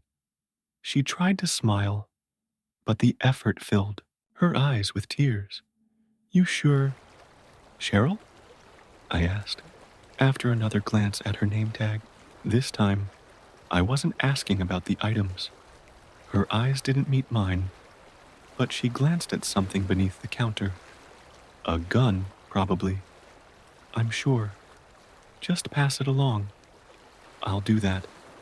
I placed the bagged items in my cart and turned to leave before hesitating. What would Picard do? It was a silly thought, completely irrelevant, but still, I couldn't bring myself to do nothing. Maybe I'm overstepping, but if my family were still alive, I'd be with them right now, I said. Then I shuffled out the electric doors into the parking lot and told myself it wasn't my business. The fresh morning air kissed my face with its chill. Though the touch wasn't invigorating, the panhandler didn't share my disposition toward the cold. He was more aware now, and his eyes followed me as I walked out. Some hateful and bitter impulse caused me to toss the 20 into his cup. He stared at it for a moment before meeting my gaze, eyes dancing with mirth. Then he began cackling. His choked, wheezing laughter followed me across the parking lot and to the gas pump, only ending as I drove away with a full tank. The city let me go without further incident, and the hours ticked by in a comfortable haze. As the temperature warmed, I rolled the windows down and breathed in the crisp, clean October air. The forest, on either side, passed in a hypnotic blur of green, orange, and brown. As I made my way down the abandoned highway, it had been years since my last joyride, since college at least, and the miles upon miles of empty road beckoned me forward like a lover, tempting me to put the pedal to the metal. I didn't go above 70. Laws are there for a reason, and I'm not an animal. Besides, my Toyota couldn't handle those speeds anymore. I followed the road, turning off at random as the whim took me, and mostly obeyed the speed limit. My tank was half empty before I saw anyone else. She was walking on the shoulder in tired tennis shoes, blue jeans, and an olive blouse that neatly contrasted her pale skin and red hair. She didn't put her thumb up, but I slowed to a halt a few yards ahead and waited for her to catch up. "You need a ride?" She stared at me for a moment, then nodded. I'd appreciate it. Her soft soprano had the same distant and exhausted quality that Cheryl's had, that I suspected mine had. I unlocked the doors, and she got in without hesitation. "Going anywhere specific?" "Nearest city is about 10 miles from here, I think." She shook her head. "I'm just wandering." "Where are you going?" She didn't have a bag with her. "Camping. Can't bring myself to care where at." She smiled, and sunlight glinted off her white teeth. "I haven't been camping in years," she said. "Would you like to come along?" The smile fell. "I'm not sure. Would it be okay if I just rode with you for a while? Her voice trailed off. "Need to get away?" I finished. She nodded. "I won't mind the company. I'm John." "Rachel," she replied, holding out a semi-calloused hand for me to shake. Her grip was delicate, but firm. "Pleased to meet you, Rachel." We rode in silence, letting the afternoon pass in a melancholy kaleidoscope of fall hues. I kept the windows rolled down. Rachel didn't seem to mind, instead resting her arm there while she stared into nothing, lost in thought. I liked the way her curls danced when the wind ran through them. Evening was approaching by the time the fuel light came on again. "Do you want me to drop you off somewhere?" I asked. She looked momentarily confused by the question. "I'm not looking to get rid of you, but I think we're about to run out of gas." "Final call, huh?" She smiled, but it seemed weak. "I'm good if you are." We drove the last few miles until at last the Toyota wheezed and died. "End of the road," I said, pulling over and parking the car on the shoulder. Rachel unbuckled and slid out, stretching her legs to help the circulation. I opened the back door and removed the box of camping equipment, putting the remaining jerky, trail mix, and a few bottles of water inside. With the plastic tub firmly in hand, I gestured to our surroundings. Pick a hill. There were only two. The last handful of miles had led us onto a stretch of highway and into a gorge. Blue shadows clashed with orange light, painting us in contrasting hues. Rachel looked around before settling on the hill, facing towards the setting sun. I hope you don't mind a hike, she said. I'm the one wearing boots. She looked at her feet and made a face, and I laughed. After a few seconds, her face eased into a smile, and she laughed too. My arms ached by the time we reached the top. The hike hadn't taken long, maybe 10 minutes, but the box of equipment was heavy, and I was glad to be rid of it. We settled in a small clearing on the opposite side of the hill from the road. Together, we gathered branches and twigs, dousing them in lighter fluid and setting them alight. With the first match, the flames sprung to life, dancing victoriously over the wood. She fed the fire bits of the paper plates while I rolled out the blanket. It was a massive red scraggly thing, made of wool and polyesters. I owned more comfortable, softer, and less ragged blankets, but in my stupor, I hadn't thought to bring them. God, it's been years since I've done this, she said. Since you've done what? Got in a car with a stranger and joined him on his impromptu and ill-advised camping trip? She snorted. You are an ass, aren't you? No, that part is new. I meant camping in general. Last time I went was probably in high school with my dad. Pass me the trail mix. I tossed her the bag, grabbing a bottle of water for myself before sitting with my back to a gnarled oak. Sorry, I didn't bring anything else. I figured there wasn't much need. It's fine. I didn't think to bring anything with me when I left home this morning, Rachel said as she moved to sit next to me. Our humble camp overlooked a valley with a river running through it. In the light, the water resembled Japanese kintsugi, holding the fractured land together. As she sat down, she rested her head on my shoulder, and with only a moment's hesitation, I wrapped my arm around her waist. She didn't mind, instead scooting closer.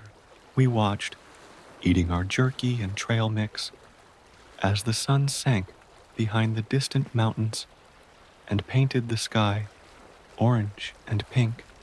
I broke our comfortable silence. When did you know? She took a deep breath and let it out. When I woke up. You? The same. I almost didn't get out of bed. I couldn't stay home. I couldn't process, couldn't think. First thing I did after breakfast was call into work. My boss was there. She laughed, but it was a sad thing, born of pity. End of the world. And you go to work.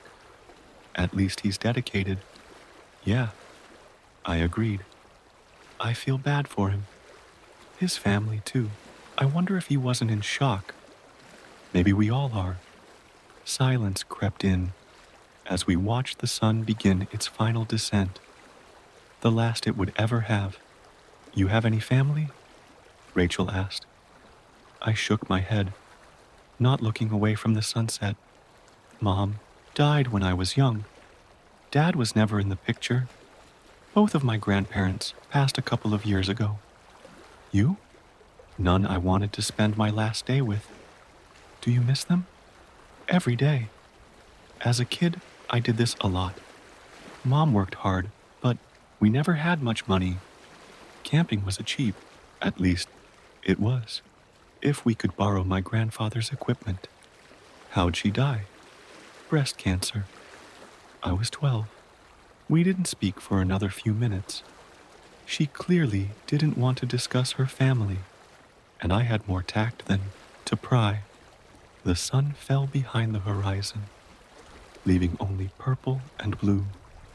Even that faded, and stars peeked out, illuminating the night. So many stars. I wonder what will happen to them, she mused. No idea, I replied. The soft current of the wind rustled the leaves and blew the smoke of the campfire away from us. The flames danced and whirled in the breeze, bathing us in an orange glow while the logs hissed and crackled. Why did you pick me up? She asked. I considered for a few minutes before responding. There was store manager Cheryl. This morning she gave me the jerky and trail mix, asked me to pass it on. I stoked the flames and added another branch. That wasn't the real reason. Why did you get in the car with me? I didn't want to die alone. Yeah, that, too. I turned my head to the sky and watched as the last bits of sunlight surrendered to the night. The trillions of lights in the Milky Way twinkled in silent contrast. Did you ever come to terms with this? On your walk, I mean. No, I'm not sure you can process the end of everything. Her face hid in the shadow of her hair, but there was a wistful, amused quality to her voice, as though she thought the idea of the world ending a kind of sad joke. Maybe it was. What about you? No. Do you think it's always been like this? I asked. Like what? So much time wasted, so many things left undone, and then it's over. Probably, sad as it is. What do you wish you'd done? She asked. That's the thing. I don't know. I guess I just want more. I snorted. It makes me sound greedy. Not greedy, just human. The moon rose in all its luminescent glory, and we watched as the river in the valley below morphed into a vein of liquid silver. The distant snow-covered peaks appeared, crystalline in the light, and I wondered what miracle of physics could have caused such a beautiful scene. Rachel shifted next to me, snuggling even closer. She was soft and warm. The flickering shadows cast by the flame gave her a mystic quality, and her emerald eyes sparkled as they met mine. My throat tightened, and my heartbeat thumped faster in my chest. I took a deep breath and asked in a soft, low tone, "May I kiss you?" It was a selfish thing to ask, said as much out of fear, desperation, and loneliness as desire. She didn't hesitate and kissed me softly. We made love with only the stars as witnesses. When we stopped, I held her close and breathed in the scent of her hair. My back scraped against the bark as she lay on top of me, facing the sky. One by one, the stars began vanishing into the black.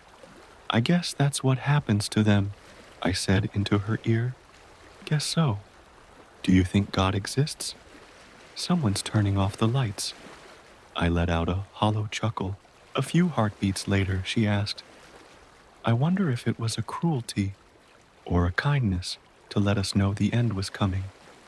I didn't know how to respond to that. It could have been either or both. Maybe for us, it was a kindness. Oh dear, you're a romantic. I laughed. It's the first time anyone has accused me of that before. She turned, pressing her body against mine, looking for any comfort I might offer. Do you think we'll wake up when this is over? No, I thought, but I didn't say it. Her eyes were desperate, pleading. She wanted to hear the lie, but I couldn't muster the effort. I don't know. I hope so. A lump settled in my throat. She shuddered and made a motion that wasn't quite a nod. I felt my heart beat faster as she grabbed my hand and held it over her bare chest.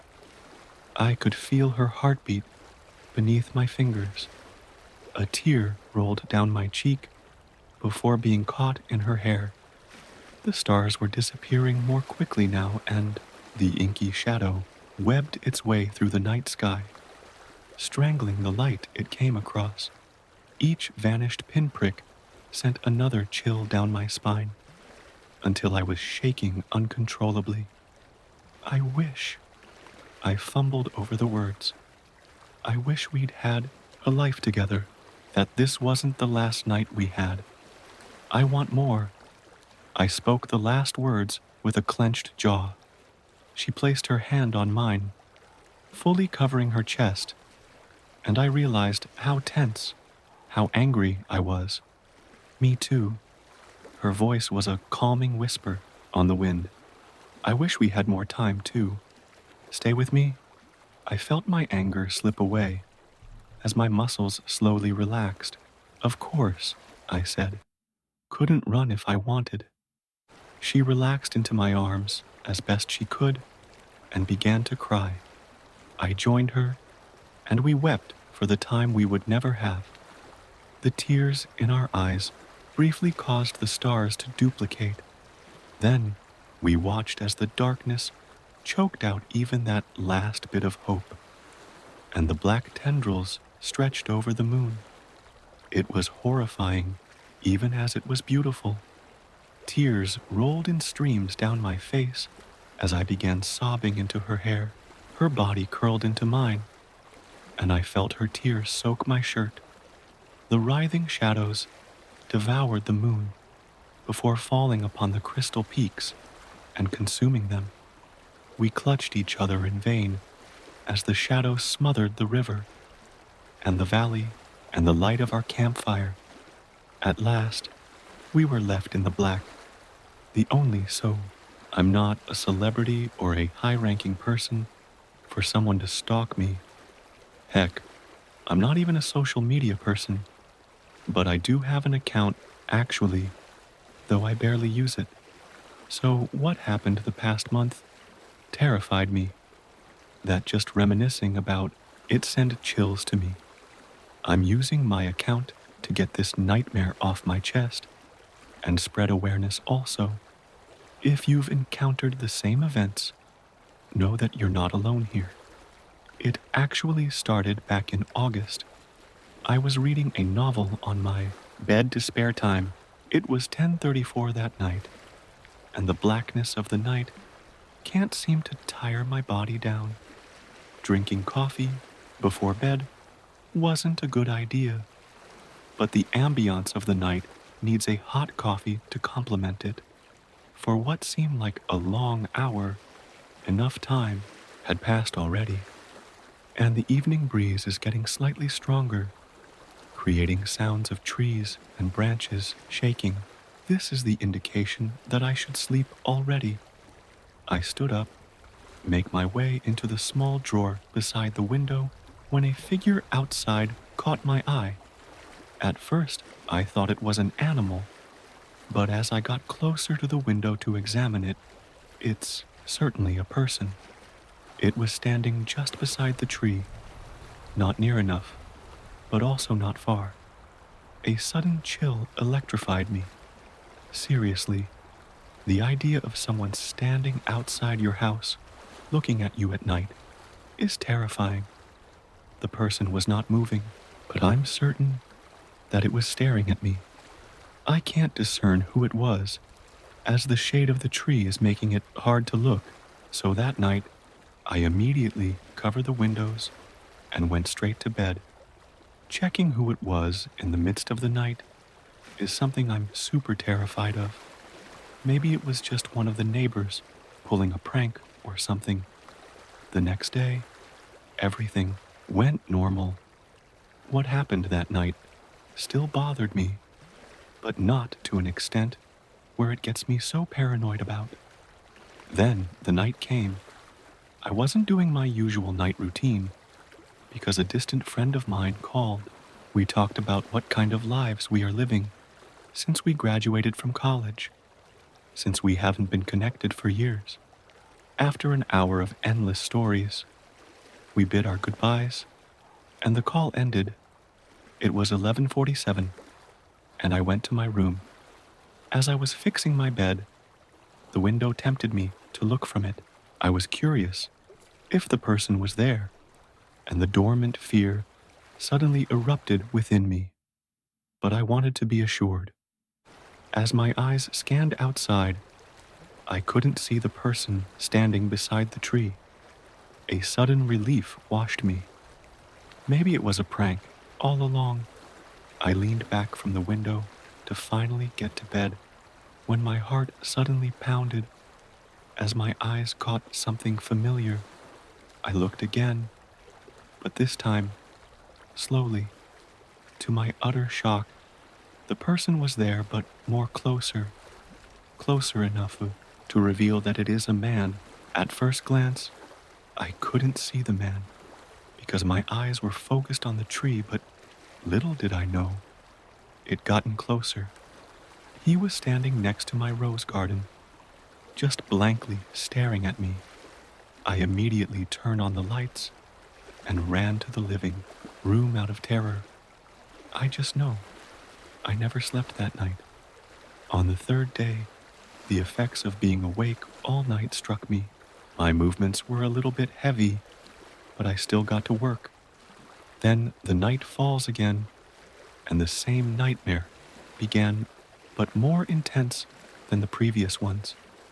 The man was getting nearer each night, because this time he was right outside my window, just 10 steps ahead from the rose garden. This time, the man was looking up, staring at me. He doesn't move. He's just there stagnantly staring, examining me. That was my last straw. With shaking fingers, I immediately dialed 911. The police was certainly coming, and this hell would be over after a long hour of waiting. They did came, but the man was gone. The police searched the area, but they couldn't find the man. But they did see a single pair of footsteps right on the position of the man that stood there. What's puzzling is that there's no other footsteps leading up to it, because the ground around the single pair of footsteps was untouched. It's like the man magically appeared there and disappeared. The thought of it intensely terrified me. The police told me to watch out for any signs of the man appearing again and notify them. On the fourth day, it was a day where I woke up in a different room. Yes, I did booked a hotel that night because I couldn't stay in that house any longer after what just had transpired. The mornings are my safe zone, so I go to my house to suit myself up for work. The single pair of footsteps still lingered, and I couldn't stare at it for too long. The night came, and I decided to stay at home because I had to notify the police if the man showed up again for this to be over. I just had to bear my fear. My eyes were focused on the way to my room. As I was walking, avoiding peeking at any sides, I slowly opened the door of my room, with my eyes still looking straight into the bed. When I entered, the intense fear was creeping upon me. The bed, the pictures on the W, that can make him stand there. The realization of it all layered my trembling body. He was floating. I didn't waste any second. I immediately got out of my room shaking, then ran towards the back door to escape the monstrosity. I hit the road and swore to never come back again. And still, to this present day, that moment still haunts me. Everybody's gangsta until the coyote stands on two legs. Something had a grip in her, and have had for a long time. But as from this afternoon, Amanda was beginning to contemplate a change of command, and it felt good. An inner groove, whose nascent presence was noticeable even before her eyes had fallen on the hastily painted letters on the concrete wall downtown. She knew they were painted hastily and almost in a daze. as it was herself that had pulled up a spray can from her bag last night and splattered just enough paint on the wall for the message to be readable. Everybody's gangsta until the coyote stands on two legs, and as she was writing the letters, she had felt like a coyote. The feeling was definitely more animalistic than human, that's for sure. But after all, what was the human experience anyway? She had dreamed of the coyote for several nights, and she knew now that it was more than just a dream symbol, more than just words on a wall. There was a real message for her here. The inner groove spoke its own language. If you happen to be reading these hastily written words, you are probably wondering what this coyote is, and I will tell you, or rather, I will do my best to tell you, because we are dealing with the challenge of an illusion so large, so vast, that it escapes our perception, and those who see it will be thought of as insane. Trust me on this one as we start close in. Don't take the second step or the third. Start with the first thing close in, the step you don't want to take. Start with the ground, you know, the pale ground beneath your feet, your own way of starting the conversation. Start with your own question. Give up on other people's questions. Don't let them smother something simple. To find another's voice, follow your own voice. Wait until that voice becomes a private ear, listening to another. Start right now. Take a small step. You can call your own. Don't follow someone else's heroics. Be humble and focused. Start close in. Don't mistake that other for your own. A small opening towards an understanding is by noticing that the subtle difference between taking the step close in and the step that others wants you to take is the difference between being home safe and being attacked by a tiger. Amanda had named the influence the tiger, as she had a faint idea that being attacked by a tiger was like being hit by a piano falling from the third floor.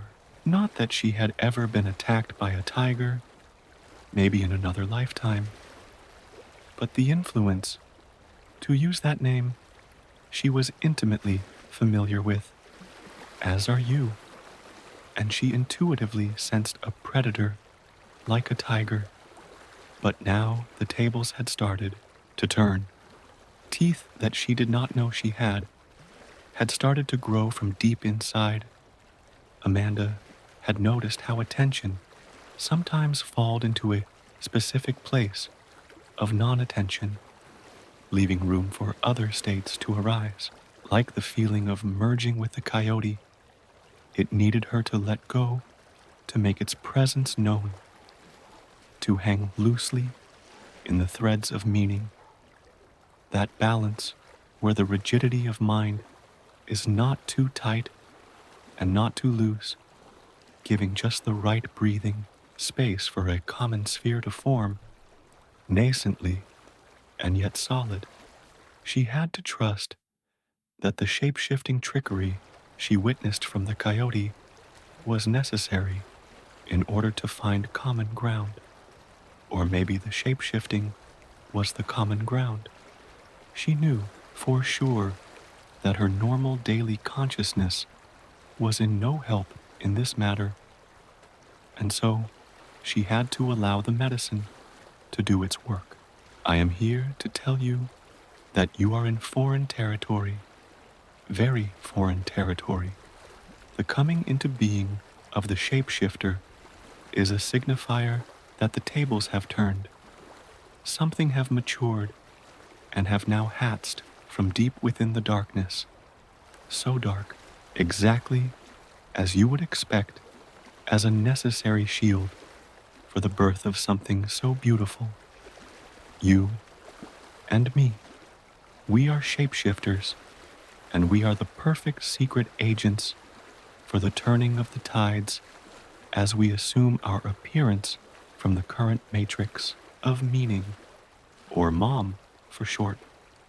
This mom is all pervasive and weeds its garden very meticulously, and thus we blend in, we mimic, we blend in, we mimic, until the moment that we don't. This is why we are having this conversation. What happens in the moment we do no longer blend in? When our inner teeth have grown strong enough, that's when those who act like sheep will be eaten by wolves. The father hen will call his chickens home from deep within the psyche, and the new structures will be nourished by that which we sink our fresh and newly formed teeth in. Do not worry if your intellect do not understand much of this. Trust the inner groove, your inner knowing, and if it's not there, trust that it is coming like the dawn. The crystallized matrix of meaning is our nourishment. We spot it instantly, and after years of processed food, we have worked up an appetite. The stories written in stone will give way to the story that we unfold together, the story that we internalize into the very fabric of our being. To do this, the first thing to master is to hang loose in this story, or any story for that matter. Don't grasp it like a man lost at sea would grasp for a lifeboat, which it is, just not the kind you expect. Expectation and secret identity goes hand in hand like mom and mirror neurons. And now, it's time to drop your secret identity like a hot potato. Why is that? Because in the dark waters in which we swim, there is a tendency that a ship itself produces the crew it needs to maintain its course, and omitting the O in that last word plants the seed for an understanding why an axe must fall at some point, pulling the plug on all those identities that seemed so everlasting on board Titanic. They are not. So, it's time for a shift of focus, my friend. Not desperately, but joyously, like when a rigid constraining attention falls into a poised state of non-attention. Something cannot swim, and are not meant to swim, in that latter state, which explains the frenzy on the world scene, as well as in the part of our psyche where the world have successfully internalized itself, imposed itself. Don't worry, these waves will run its own course and have nothing to do with you. As we see and feel the birth of the shapeshifter deep within our being, we are simultaneously witnessing an energy taking form out there, traditionally called Golem or Frankenstein. This being have perfect knowledge and never makes a misspelling because the intellect is as clinical and perfect as only a quantum computer can muster. And you, my dear, you call it the tiger. What you still have to learn is that the teeth of this tiger and your inner teeth are one and the same. And as you get a grip on life, as a toddler grabs a finger, you will know instinctively how to put those teeth into action. At those last words, Amanda woke up with a jolt. Orbis alias, precursor to invasion. Chapter 1, Bursting the Bubble. To anyone listening, my name is Devin Johnson. We are being hunted by creatures that were made to infiltrate our race. But what's coming is nothing short of world ending. We need to eliminate them and close the breaches they've been opening across our world. I know all this sounds crazy. Perhaps it's out of the blue for some of you.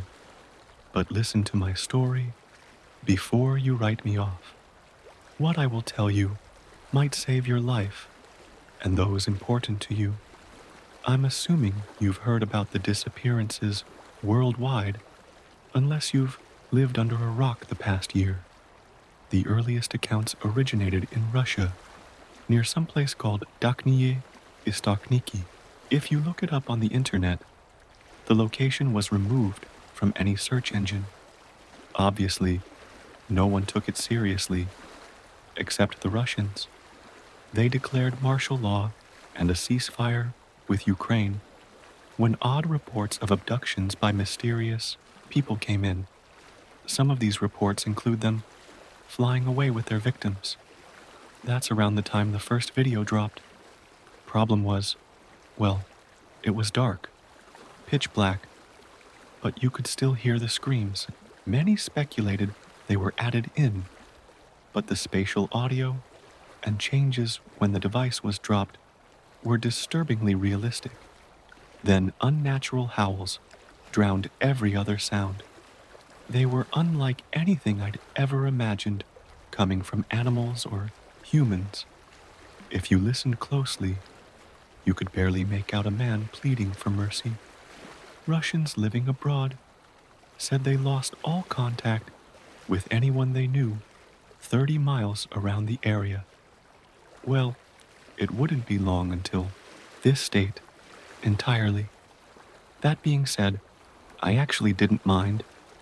I had been living in Cincinnati after my contract with the Army when I decided to peace out for the second time. Now I'm a software developer that was finally approved to work from home, all except for Mondays. Sadly, it was Monday. That meant attending a team meeting we could have done online because our company and my project manager thought face-to-face interactions were healthy. I'd normally agree, but considering my lazy team members did more tweeting than work, I really didn't have anything I wanted to say that I could in a professional capacity. I hated everything. The fake friendliness, pizza, or group parties, and the "we're family here" that implies I wanted another one. Truth be told, I should be grateful, but almost everyone seemed so fake, so lifeless. Everything felt like it was HR approved before it was spoken. No one could be offended or good luck when they let you go on the next set of layoffs. When I headed out the door, it was still fairly dark and snowing. With my coffee in one hand and my laptop bag over my shoulder, I pushed onward toward my glorious ride, an HRV 2016. It may be a mom's car, but it lasted for what seemed like ages until that night. I walked to my parking space to reach the door. Before I opened it, something brushed against my back. I immediately turned with a bit of my coffee flying out of my mug. There was nothing. I looked right, left, right again, then gave up to find shelter in the car. I immediately inserted my key, pressing the brake before turning it. My air was already on max from the last time driving it. Cold air bombarded my face just to revive my shivering. I became accustomed to warmer and humid climates during my time overseas. This winter was beautiful, at least until I left the confines of my small, cozy house. Just as I put the car into reverse, a weird noise came from the trees. It sounded like a howl of some kind, but raspy and freakishly weird. Then I saw something. It seemed like a mist, but I couldn't tell. It didn't matter. My house was locked, and I didn't have much to steal. I also had cameras installed at every corner around the house, with 2 more inside. If anyone snooped around, let alone broke in, I'd have everything I needed to identify them, unless they wore ski masks and acted quickly. After overthinking and worrying, though, I decided to quickly run in and get my Glock 43 looked around, then jumped back in my war vehicle. I finally left my long gravel driveway and onto the road. It was odd, though. I still felt like I was being watched. But how? I was driving and there were no other cars around. I had left early, as usual. It was an old habit and hard to break, even if I wanted to. But at least that meant I could relax when I arrived and make myself another cup of coffee. Funny, a friend of mine always told me my caffeine addiction would be the death of me. I've learned that there are far worse ways for one's life to end, but that hadn't crossed my mind yet. I parked close to the exits so I could be one of the first to leave the corporate office. It was just outside of the downtown area. Warm air embraced my body upon entering the front. "Good morning," I greeted the secretary before scanning in. "Good morning, Dev," she replied kindly. I returned a smile and nod before heading to the elevator. The first thing that caught my attention were the balloons with prizes advertised on billboards. These weren't normal prizes either. One sign said, "Party tonight at Frank's family home. Win up to 100,000. Earn 10,000 for showing you care for the Windtime family." I stopped, reread it, then read it another dozen or so times before I chuckled at the absurdity of the company's CEO offering $10,000 to every single person who showed up. I knew there had to be a catch, but what was it? There's no way anything this good would just be handed out. I know some people in my position are spoiled and have absolutely no concept of money, just buying a new car and iPhone every year. But I did. At least, I'd like to think so. And there's no way our CEO would have done this out of the goodness of his heart. 2 years ago was our best year, and he laid off anyone with 15 years of work experience at the company. I took the elevator up 3 floors and was excited to find even more weirdness that I didn't understand. A sign hung from the ceiling with sloppy print. "Take off today if you sign up to come tonight." Okay, something was up. I suspected we were all getting laid off. There were outings here and there, but this was a full-on shutdown, if I'd ever seen one. I muttered curses, just thinking of applying for another job. Thankfully, the house I bought was a fixer-upper, or my money would run up dry faster than I could find work. Health insurance wasn't a huge worry for me, since I did have the VA to a small extent, but fuck this shit. Being early, there's often just Rusey, women, and 3 men in the big boss's office. He was there too, and I swore I could see watery eyes. Was he crying? One woman's head turned sharply towards me, with her eyes piercing into my own. I began to feel similar to how I had this morning. It would have triggered every alarm in my mind if she hadn't formed a long smile, showing white teeth that seemed impossible for a normal person to have. Even her skin lacked blemishes, tan lines, or any other abnormalities. I forced a knob and then continued towards my desk. Before I sat down, my phone beeped. Once seated, I opened it. Russell texted, "Frank had been crying before I arrived. See the $10,000 prize for showing up to his party?" Right now, nothing made sense.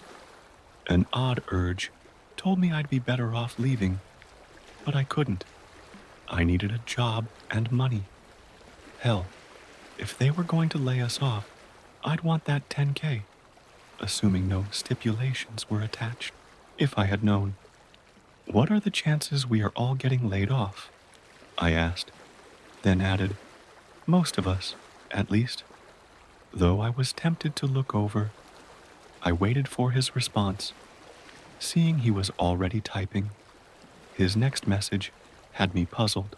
Frank just told Joyce he brought on 3 new employees and wasn't letting anyone go until next year. She said most teams aren't in any position to lay members off, though I think a couple in mine wouldn't be missed. I thought for a moment before responding, but that doesn't explain the money rewards and party. I sent it right after the office door cracked. Frank formed a big smile, but his eyes were still slightly red. Mornin', Dev. Today's gonna be a great day. Bewildered and uncertain which of my dozen questions I should have asked first, I decided to nod and go straight to the point, leaving out his crying, of course. Why the rewards celebration, Frank? Are we getting cut? I should have kept my mouth shut. But he chuckled.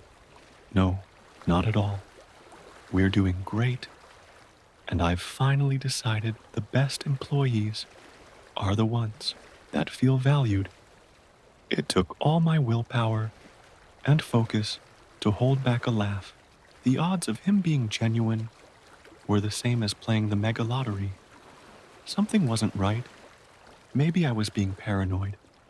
But my gut told me that a man with 3 offices, a yacht, and a Porsche would never do this.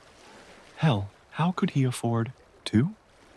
I can see this seems a bit far-fetched to you. He looked at me with concern. It just seems a little much, I replied. How about I give you a check for the 10,000 right now if you promise to come to the party tonight? He replied with a hint of something uneasy.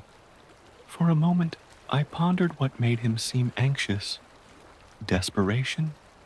But why? The thing is, it didn't matter. I didn't want a handout. All I wanted was to earn my money. Granted, it would have been nice to receive a large bonus, no matter what, but it didn't feel right. Just as I was about to say no, one of the women came over to his side. The same woman who smiled just a few minutes ago looked absolutely stunning, almost unnaturally so. Her hair was an ash blonde with bright red lips.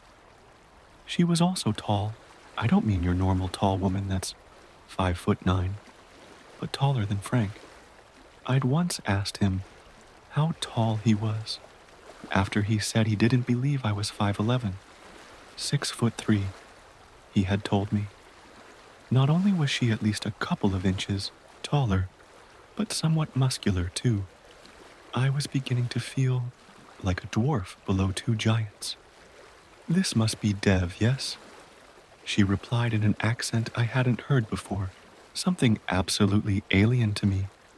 But I understood. You would be correct, miss. I asked. Carmel. She replied with a long smile. I would like to invite you as well. We're going to be working with you all, and we should get to know one another. The Frank is happy to be you. He wants you all to be happy, working together. I nodded. Okay, you got me. I'll be there tomorrow. Both their smiles widened as more people began to enter. While Frank turned to the others, she winked at me. Other people suspected the same things I had, but Frank tried to settle their concerns. Though me and Russell weren't convinced, everyone else went home, all except us, until Frank insisted we leave in a nice manner unbecoming of him. Another woman talked to Russell before Frank kicked us out, but Joyce refused to talk to any of the new people. However, the most important people to socialize with for a good start would be the senior developers, engineers, and managers. Joyce hadn't been approached more than once. Her years gave her extensive experience. I'd think they'd at least pretend they care, especially since the others went home. Just to be clear, I had no intention of going, but I needed to get out. To put it frankly, I had almost no family, no date for almost a year, and spent most of my time doing more computer work. Though I lifted and ran almost daily, I was a hermit. That gave me the thought to call an old friend, who I explained the situation to. Yup, you're all getting canned, Joe. Then who are these other people? How experienced are these models? Something doesn't add up, I replied. I don't know, man. But you said the woman winked. I know she tall, but who cares? Easy for your 6'4" ass to say. He laughed at my response. Treat yourself, man. What's the worst that could happen? His would come back to bite me in the ass soon enough. But I was unaware of just how large this problem was. Thanks. Hopefully, I'm just being paranoid. But if I am getting laid off, a night out might not be so bad. See, just start filling out applications the next day when they break the news, he said, and I chuckled. That afternoon, I bought protein pasta, chicken, and rice. I also snagged some Trojans and wine. Who knows what would happen? There were other women I barely talked to, so I decided this was the time to break out of my bubble, give a bit of space. Frank's home was marked by a huge gate with a long driveway. I'll say it was anything but modest. Now, my anxiety was stronger than ever. Wondering what this was about, I was beginning to think we were going to be scammed. But that seemed a bit much. Despite my reservations, I drove to the house. The snow had melted, so there was no problem. I was one of the first ones. Again, at least there was no trouble parking here. Strangely, I remember Frank having pictures of him and his family outside his house, and I could have sworn this wasn't it.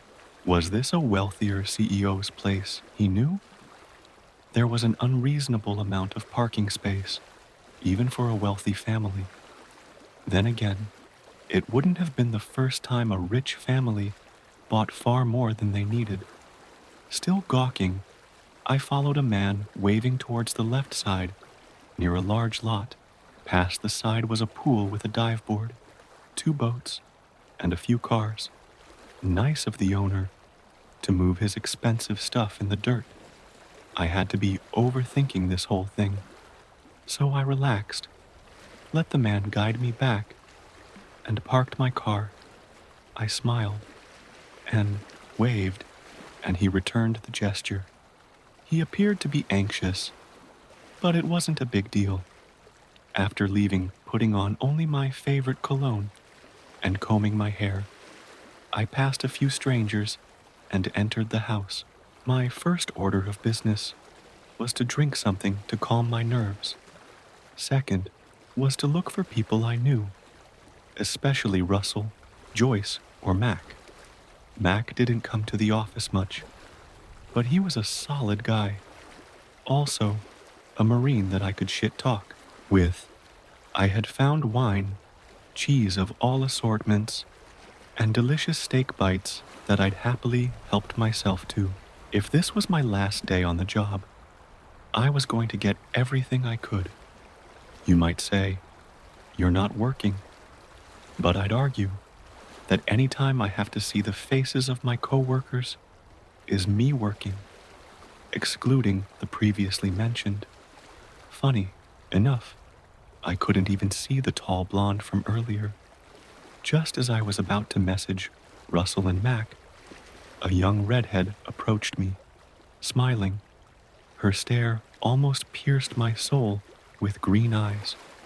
Eyes that I would have sworn transformed to slits for a moment. Hello, I have not met you yet. Dev, is it? She asked in a nice but odd tone. She also had the same accent as Carmel, not Slavic, Italian, Romanian, or Japanese. I'd heard quite a few in my 30 years, and this seemed truly foreign to me, almost alien. Carmel told you? I asked. Yes, she did. She reached her hand out. Call me Lilith. I chuckled, taking her hand. Lilith, I don't suppose you know what this is all about. About what? She asked, giving me a confused look. This party and, well, everything. It's not usual. At least, I've never seen a CEO invite his employees and offer a 10K bonus while providing wine, steak, and cheese. I remembered just how insane this all was, making me reconsider staying here. At the very least, I decided to stop indulging in the wine. I don't know. Carmiel invited me, though I was playing Road of Exiles and watching corgi videos before I arrived here. She said, 1. Corgis are adorable, and I want a couple. 2. I just started playing it again. Early access comes out this coming month. I would love to play it sometime. Maybe you could make me a better player. Her words made me question so much. Was she implying what I thought she was? After some more chatting, she gave me a number. The reason I say it's a number instead of her number is because it wasn't a real number. 666 1289. When I asked if the area code was the same as the area, she seemed confused, but eventually answered with a yes. More and more guests piled in. Only a handful, however, were from my job. I asked a woman where her friends worked, and she asked if I was invited, like I was a weirdo. All I wanted to do was to get an idea of where everyone was coming from, but I gave up. When I looked for someone I actually wanted to talk to, I noticed the stares of other tall and oddly perfect people. They are what I imagined an android to look like. One moment, they'd converse with the guests. The next, they'd scan the crowd like a cat would a field of mice. One of them licked his lips, standing behind a decent-looking fellow that struck me as a sales and business guy. I turned to look behind me, and there she was. Mr. Dev, how are you this evening? I was just about to leave, to be honest. But nice to see you. I lied out of my teeth. By this time, I had realized that there were two groups, us and these strange people. I felt an urge to run, to leave this house, get in my car, and drive away. You can't. The party is about to begin. Frank will be here any minute. Now with your reward. The way she said that felt inhuman. Okay, I'll stay, I replied. Her grin became wide, almost unnaturally so. Good. I promise this will be an unforgettable night. I nodded with a smile, then turned around. I had absolutely no intention of staying. I just wanted her off my case.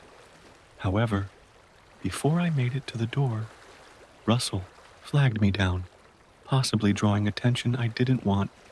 How's the night, Dev? He asked.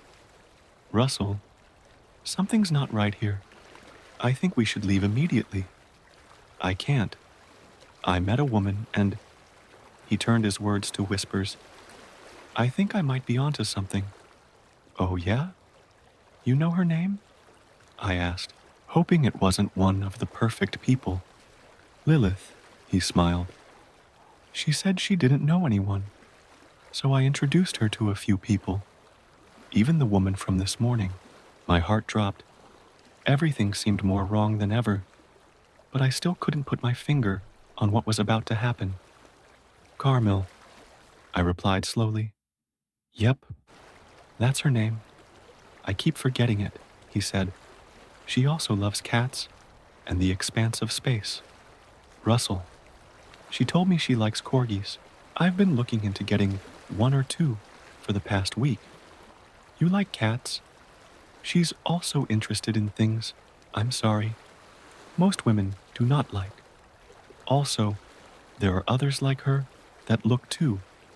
I struggled to finish my sentence, but he noticed what I was saying. Perfect. Too perfect, he replied. We looked at each other before looking towards the door. I still have my Glock in the car, Russell. Follow me to my car. I'll drop you off next to your car, then we can drive the fuck out of here, I said, and he nodded. When we got to the exit, those men and women stared at us, smiling. If you thought a McDonald's employee's smile was fake, you haven't seen anything yet. It creeped me out enough to pick up my pace. Russell followed my lead without hesitation. We exited into the night. Men began to trail us. I pulled my coworker to the right. As we picked up our pace, they did theirs. By the time we passed the first set of cars, we were power walking to my vehicle. Get in my car, and I'll get us out of here, I told him. My car's closer, Dev. I should just go to mine, and you yours. I didn't like the idea of separating, but I didn't have time to debate or think. All right, go, I responded. He began veering to the left, as did one of our pursuers. Then I noticed them. There were a dozen or so people surrounding the lot and the house. Russell pressed the unlock button for his car, but the man sprinted towards Russell. That run was like no other I had ever seen. I wasn't even sure if we had been running, so much as gliding after a point. I didn't bother to look behind me. I just ran, hoping to make it to my car in time. Then I panicked. I didn't have a round in the chamber. I focused as I closed the distance to my car. The chasing footsteps behind me disappeared, and then a scream erupted. Help, Russell cried. I wanted to help, but I couldn't stop. I slowed down just to grab the door handle. As soon as the door opened, I reached into my side seat and pulled the gun. I reached to remove the holster still attached, but the thing pulled me away. The thing's face changed. Its teeth were now razor sharp. Where are you going, human? After he finished taunting me, his mouth opened, darting towards my neck, but not before I chambered around and began firing. The first rounds were in the chest. The last 4 rounds were placed in his skull, while I pushed my gun from under his head. Though he dropped to the ground, his chest wounds were healing. At that point, I was shivering, and my nerves were firing on all cylinders as I struggled to get inside my car. That's when all the creatures began to converge. My foot hit the brake. Then I turned the key. As I put my car in reverse, I reached into my glove compartment for another magazine, preferably the one with 10 rounds. My car tilted and grazed a few others in my attempt to escape. Screams erupted from inside the mansion. Tears were flowing down my eyes. I couldn't help them. I wanted to, but I couldn't. That's when one of those things ran into my car, causing it to spin before flipping in the air. I held onto my gun for dear life, feeling it was my only chance of making it out alive. Everything after that became dark. The first thing I remember from when I regained consciousness was a salty smell, one vaguely familiar. Once my eyes opened, I saw the reason for this extreme stench. It was blood, an arm in front of me. I felt sick. My body was already weak, but this was almost too much. I closed my eyes for a moment to help myself cope, processing the events that had transpired. I took a deep breath. Alas, he is awake. I knew that voice all too well by now. Fuck you, I said. Then I remembered hearing Russell scream. Where's Russell? He was an appetizer before the feast, she replied in a disgustingly seductive manner. So you're just going to eat people? What can we do? There's got to be something I pleaded, but was cut off quickly. Please, we will do anything to save ourselves. That's what your leader said, just before we had lunch, she said, followed by the creatures laughing. Then why are we still alive? A woman asked. I don't know why she asked that. Probably fear and panic, but I had no desire to find out. Unfortunately, none of us were that lucky. You shall be sent to our reality at midnight, darling. There, you'll see absolute beauty, she replied, like a madwoman on a high. I wasn't restrained, but my Glock was gone. I had no idea how I would escape. My mind began to race with all sorts of ideas. I couldn't have imagined what awaited on the other side, and if I had known, I would have fought tooth and nail against those creatures. Another said something in another language. It fit their accents perfectly, but I swore it wasn't a language made by humans. What the fuck are you? Aliens? Vampires? I asked out of curiosity, but also to stall. She chuckled and ignored my question, responding in the language. Looking around me, I saw at least a few dozen people. Granted, evidence all around us said some met a grisly end, but they spared most of us. Though I hated the question a minute ago, I was beginning to wonder what they had blamed for us. Looking around, I saw more blood, limbs, vomit, smashed furniture, and those vampires staring at us. Everything except a weapon. I just realized I killed one with rounds to the head, but he could have healed. Then again, bullets to the head make more sense than a stake to the heart. I wasn't sure what I should use, but I could snag a piece of a wood table leg broken off. Then I saw a kitchen knife against my leg. I realized, looking around, I couldn't retrieve it just yet, or one of those things would notice. Unfortunately, Carmel began a ritualistic chant, cutting her henchman's throat before tossing it into a weird mist. It absorbs the creature and then explodes everywhere. Some sort of particles fly outward, sending a dry warmth everywhere. A whole wall formed in front of us. When I noticed the vampires were looking at the portal, I grabbed the knife and tucked it into my sleeve. People were being lifted on their feet before being dragged to the entrance. Though I desperately didn't want to go through, I waited for the right moment to strike, but it never came. One of them began pushing me forward, and I didn't know if I could take him, let alone the others. Once at the edge, my skin began to tingle in pain. I turned while pulling the knife, but one of them kicked me through. Chapter 1: Bursting the Bubble. To anyone listening, my name is Devin Johnson. We are being hunted by creatures that were made to infiltrate our race, but what's coming is nothing short of world ending.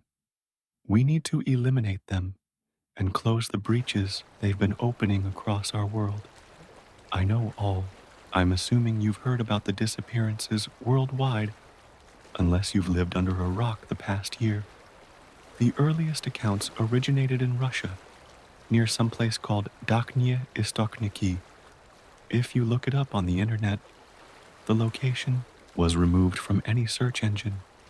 Obviously, no one took it seriously, except the Russians. They declared martial law and a ceasefire with Ukraine. When odd reports of abductions by mysterious people came in, some of these reports include them flying away with their victims. That's around the time the first video dropped. Problem was, well, it was dark, pitch black, but you could still hear the screams. Many speculated they were added in, but the spatial audio and changes when the device was dropped were disturbingly realistic. Then, unnatural howls drowned every other sound. They were unlike anything I'd ever imagined coming from animals or humans. If you listened closely, you could barely make out a man pleading for mercy. Russians living abroad said they lost all contact with anyone they knew 30 miles around the area. Well, it wouldn't be long until what happened there happened here. Made 2 cups of coffee to force myself out the door. I drank one, taking the other in a thermal cup. I thought Ohio was bad in my youth, but global warming seemed to have forgotten this state entirely. That being said, I actually didn't mind. I had been living in Cincinnati after my contract with the Army when I decided to peace out for the second time. Now I'm a software developer that was finally approved to work from home. All except for Mondays. Sadly, it was Monday. That meant attending a team meeting we could have done online because our company and my project manager thought face-to-face interactions were healthy. I'd normally agree, but considering my lazy team members did more tweeting than work, I really didn't have anything I wanted to say that I could in a professional capacity. I hated everything, the fake friendliness, pizza, or group parties, and the we're family here that implies I wanted another one. Truth be told, I should be grateful, but almost everyone seemed so fake, so lifeless. Everything felt like it was HR approved before it was spoken. No one could be offended or good luck when they let you go on the next set of layoffs. When I headed out the door, it was still fairly dark and snowing. With my coffee in one hand and my laptop bag over my shoulder, I pushed onward toward my glorious ride, an HRV 2016. It may be a mom's car, but it lasted for what seemed like ages. Until that night, I walked to my parking space to reach the door. Before I opened it, something brushed against my back. I immediately turned with a bit of my coffee flying out of my mug. There was nothing. I looked right, left, right again, then gave up to find shelter in the car. I immediately inserted my key, pressing the brake before turning it. My air was already on max from the last time driving it. Cold air bombarded my face just to revive my shivering. I became accustomed to warmer and humid climates during my time overseas. This winter was beautiful, at least until I left the confines of my small, cozy house. Just as I put the car into reverse, a weird noise came from the trees. It sounded like a howl of some kind, but raspy and freakishly weird. Then I saw something. It seemed like a mist, but I couldn't tell. It didn't matter. My house was locked, and I didn't have much to steal. I also had cameras installed at every corner around the house, with 2 more inside. If anyone snooped around, let alone broke in, I'd have everything I needed to identify them, unless they wore ski masks and acted quickly. After overthinking and worrying, though, I decided to quickly run in and get my Glock 43 looked around, then jumped back in my war vehicle. I finally left my long gravel driveway and onto the road. It was odd, though. I still felt like I was being watched. But how? I was driving, and there were no other cars around. I had left early, as usual. It was an old habit and a hard to break even if I wanted to. But at least that meant I could relax when I arrived and make myself another cup of coffee. Funny, a friend of mine always told me My caffeine addiction would be the death of me. I've learned that there are far worse ways for one's life to end, but that hadn't crossed my mind yet. I parked close to the exits so I could be one of the first to leave the corporate office. It was just outside of the downtown area. Warm air embraced my body upon entering the front. "Good morning," I greeted the secretary before scanning in. "Good morning, Dev," she replied kindly. I returned a smile and nod before heading to the elevator. The first thing that caught my attention were the balloons with prizes advertised on billboards. These weren't normal prizes either. One sign said, "Party tonight at Frank's family home. Win up to $100,000. Earn $10,000 for showing you care for the Windtime family." I stopped, reread it, then read it another dozen or so times before I chuckled at the absurdity of the company's CEO offering $10,000 to every single person who showed up. I knew there had to be a catch, but what was it? There's no way anything this good would just be handed out. I know some people in my position are spoiled and have absolutely no concept of money, just buying a new car, an iPhone every year, but I did. At least, I'd like to think so. And there's no way our CEO would have done this out of the goodness of his heart. 2 years ago was our best year, and he laid off anyone with 15 years of work experience at the company.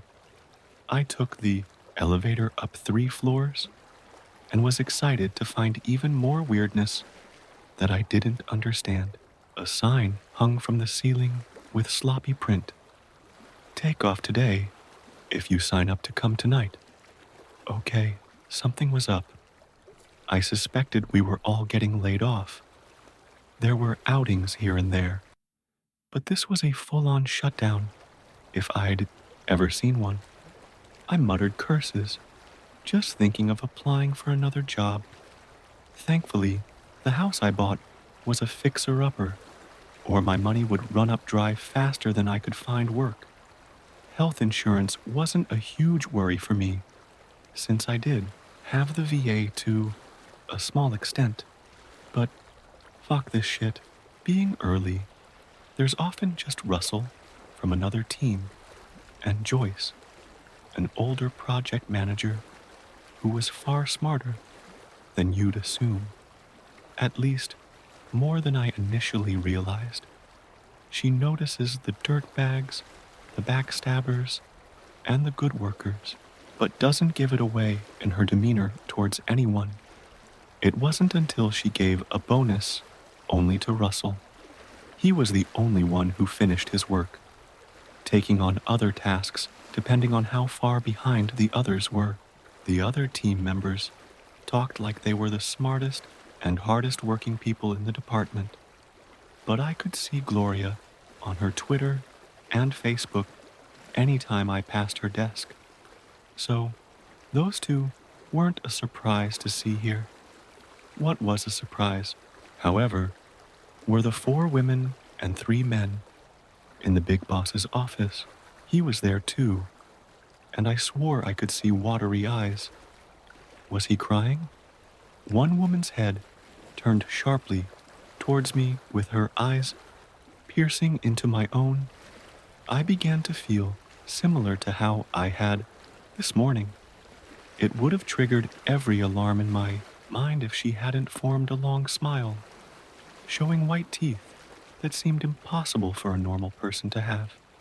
Even her skin lacked blemishes, tan lines, or any other abnormalities. I forced a knob and then continued towards my desk. Before I sat down, my phone beeped. Once seated, I opened it. Russell texted. Frank had been crying before I arrived. See the $10,000 prize for showing up to his party? Right now, nothing made sense. An odd urge told me I'd be better off leaving, but I couldn't. I needed a job and money. Hell, if they were going to lay us off, I'd want that 10K, assuming no stipulations were attached. If I had known, what are the chances we're all getting laid off? I asked, then added, most of us, at least. Though I was tempted to look over, I waited for his response. Seeing he was already typing, his next message had me puzzled. Frank just told Joyce he brought on 3 new employees and wasn't letting anyone go until next year. She said most teams aren't in any position to lay members off, though I think a couple in mine wouldn't be missed. I thought for a moment before responding, but that doesn't explain the money rewards and party. I sent it right after the office door cracked. Frank formed a big smile, but his eyes were still slightly red. Mornin', Dev. Today's gonna be a great day. Bewildered and uncertain which of my dozen questions I should have asked first, I decided to nod and go straight to the point, leaving out his crying, of course. Why the reward celebration, Frank? Are we getting cut? I should have cooped. How about I give you a check for the 10,000 right now if you promise to come to the party tonight? He replied with a hint of something uneasy. For a moment, I pondered what made him seem anxious. Desperation? But why? The thing is, it didn't matter. I didn't want a handout. All I wanted was to earn my money. Granted, it would have been nice to receive a large bonus, no matter what. But it didn't feel right. Just as I was about to say no, one of the women came over to his side. The same woman who smiled just a few minutes ago looked absolutely stunning, almost unnaturally so. Her hair was an ash blonde, with bright red lips. She was also tall. I don't mean your normal tall woman, that's 5'9", but taller than Frank. I'd once asked him how tall he was, after he said he didn't believe I was 5'11". 6'3", he had told me. Not only was she at least a couple of inches taller, but somewhat muscular too. I was beginning to feel like a dwarf below 2 giants. This must be Dev, yes? She replied in an accent I hadn't heard before. Something absolutely alien to me, but I understood. You would be correct, miss? I asked. Carmel, she replied with a long smile. I would like to invite you as well. We're going to be working with you all, and we should get to know one another. The Frank is happy to be you. He wants you all to be happy working together. I nodded. Okay, you got me. I'll be there tomorrow. Both their smiles widened as more people began to enter. While Frank turned to the others, she winked at me. Other people suspected the same things I had, but Frank tried to settle their concerns. Though me and Russell weren't convinced, everyone else went home, all except us, until Frank insisted we leave in a nice manner, unbecoming of him. Another woman talked to Russell before Frank kicked us out, but Joyce refused to talk to any of the new people. However, the most important people to socialize with for a good start would be the senior developers, engineers, and managers. Joyce hadn't been approached more than once. Her years gave her extensive experience. I'd think they'd at least pretend they care, especially since the others went home. Just to be clear, I had no intention of going, but I needed to get out. To put it frankly, I had almost no family, no date for almost a year, and spent most of my time doing more computer work. Though I lifted and ran almost daily, I was a hermit. That gave me the thought to call an old friend, who I explained the situation to. Yup, you're all getting canned. Johnson. Hate to break it to you. That wasn't exactly the input I was looking for. Then, who are these other people? How experienced are these models?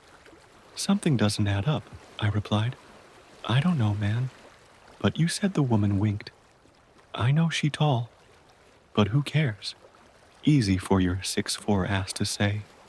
He laughed at my response. Treat yourself. Man, what's the worst that could happen? His would come back to bite me in the ass soon enough. But I was unaware of just how large this problem was. Thanks. Hopefully, I'm just being paranoid. But if I am getting laid off, a night out might not be so bad. See, just start filling out applications the next day when they break the news, he said, and I chuckled. That afternoon, I bought protein pasta, chicken, and rice. I also snagged some Trojans and wine. Who knows what would happen? There were other women I barely talked to, so I decided this was the time to break out of my bubble, give a bit of space. Frank's home was marked by a huge gate with a long driveway. I'll say it was anything but modest. Now, my anxiety was stronger than ever, wondering what this was about. I was beginning to think we were going to be scammed, but that seemed a bit much. Despite my reservations, I drove to the house. The snow had melted, so there was no problem. I was one of the first ones. Again, at least there was no trouble parking here. Strangely, I remember Frank having pictures of him and his family outside his house, and I could have sworn this wasn't it. Was this a wealthier CEO's place he knew? There was an unreasonable amount of parking space, even for a wealthy family. Then again, it wouldn't have been the first time a rich family bought far more than they needed. Still gawking, I followed. A man waving towards the left side near a large lot. Past the side was a pool with a dive board, 2 boats, and a few cars. Nice of the owner to move his expensive stuff in the dirt. I had to be overthinking this whole thing, so I relaxed, let the man guide me back, and parked my car. I smiled and waved, and he returned the gesture. He appeared to be anxious, but it wasn't a big deal. After leaving, putting on only my favorite cologne and combing my hair, I passed a few strangers and entered the house. My first order of business was to drink something to calm my nerves. Second was to look for people I knew, especially Russell, Joyce, or Mac. Mac didn't come to the office much, but he was a solid guy. Also, a Marine that I could shit talk with. I had found wine, cheese of all assortments, and delicious steak bites that I'd happily helped myself to. If this was my last day on the job, I was going to get everything I could. You might say, you're not working, but I'd argue that any time I have to see the faces of my coworkers is me working, excluding the previously mentioned. Funny enough, I couldn't even see the tall blonde from earlier. Just as I was about to message Russell and Mac, a young redhead approached me, smiling. Her stare almost pierced my soul with green eyes, eyes that I would have sworn transformed to slits for a moment. Hello, I have not met you yet. Dev, is it? She asked in a nice but odd tone. She also had the same accent as Carmil, not Slavic, Italian, Romanian, or Japanese. I'd heard quite a few in my 30 years, and this seemed truly foreign to me, almost alien. Carmel told you? I asked. Yes. Yes, she did. She reached her hand out.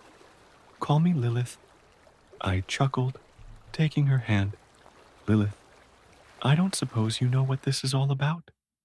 About what? she asked, giving me a confused look. This party and, well, everything. It's not usual. At least, I've never seen a CEO invite his employees and offer a 10K bonus while providing wine, steak, and cheese. I remembered just how insane this all was, making me reconsider staying here. At the very least, I decided to stop indulging in the wine. I don't know. Carmel invited me, though I was playing Road of Exiles and watching corgi videos before I arrived here. She said, 1. Corgis are adorable, and I want a couple. 2. I just started playing it again. Early access comes out this coming month. I would love to play it sometime. Maybe you could make me a better player. Her words made me question so much. Was she implying what I thought she was? After some more chatting, she gave me a number. The reason I say it's a number instead of her number is because it wasn't a real number. Sismas in 6, 1289. When I asked if the area code was the same as the area, she seemed confused, but eventually answered with a yes. More and more guests piled in. Only a handful, however, were from my job. I asked a woman where her friends worked, and she asked if I was invited, like I was a weirdo. All I wanted to do was to get an idea of where everyone was coming from, but I gave up. When I looked for someone I actually wanted to talk to, I noticed the stares of other tall and oddly perfect people. They are what I imagined an android to look like. One moment, they'd converse with the guests.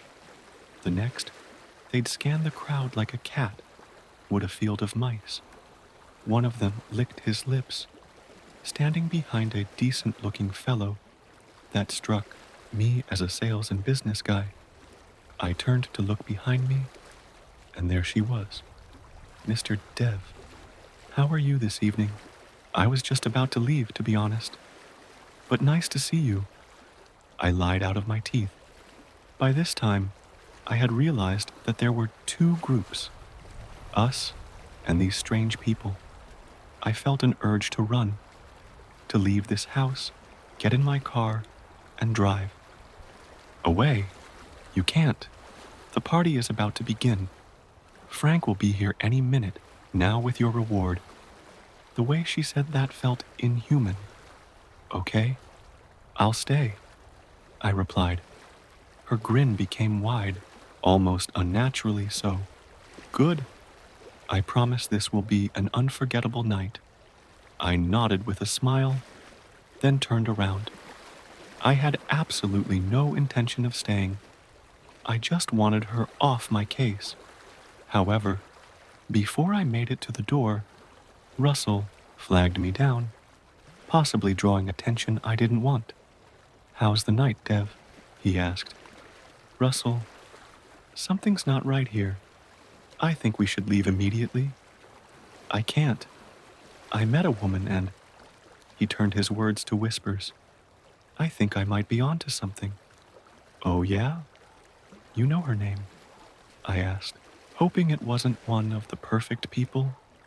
Lilith, he smiled. She said she didn't know anyone, so I introduced her to a few people, even the woman from this morning. My heart dropped. Everything seemed more wrong than ever, but I still couldn't put my finger on. To my car. I'll drop you off next to your car, then we can drive the fuck out of here, I said, and he nodded. When we got to the exit, those men and women stared at us, smiling.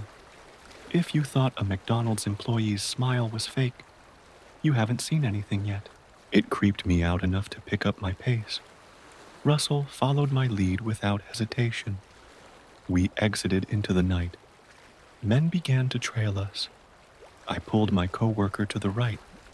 As we picked up our pace, they did theirs. By the time we passed the first set of cars, we were power walking to my vehicle. Get in my car, and I'll get us out of here, I told him. My car's closer, Dev. I should just go to mine, and you yours. I didn't like the idea of separating, but I didn't have time to debate or think. All right, go, I responded. He began veering to the left, as did one of our pursuers. Then I noticed them. There were a dozen or so people surrounding the lot and the house. Russell pressed the unlock button for his car, but the man sprinted towards Russell. That run was like no other I had ever seen. I wasn't even sure if we had been running so much as gliding after a point. I didn't bother to look behind me. I just ran, hoping to make it to my car in time. Then I panicked. I didn't have a round in the chamber. I focused as I closed the distance to my car. The chasing footsteps behind me disappeared, and then a scream erupted. "Help!" Russell cried. I wanted to help, but I couldn't stop. I slowed down, just to grab the door handle. As soon as the door opened, I reached into my side seat and pulled the gun. I reached to remove the holster still attached, but the thing pulled me away. The thing's face changed. Its teeth were now razor sharp. "Where are you going, human?" After he finished taunting me, his mouth opened, darting towards my neck. But not before I chambered around and began firing. The first rounds were in the chest. The last 4 rounds were placed in his skull, while I pushed my gun from under his head. Though he dropped to the ground, his chest wounds were healing.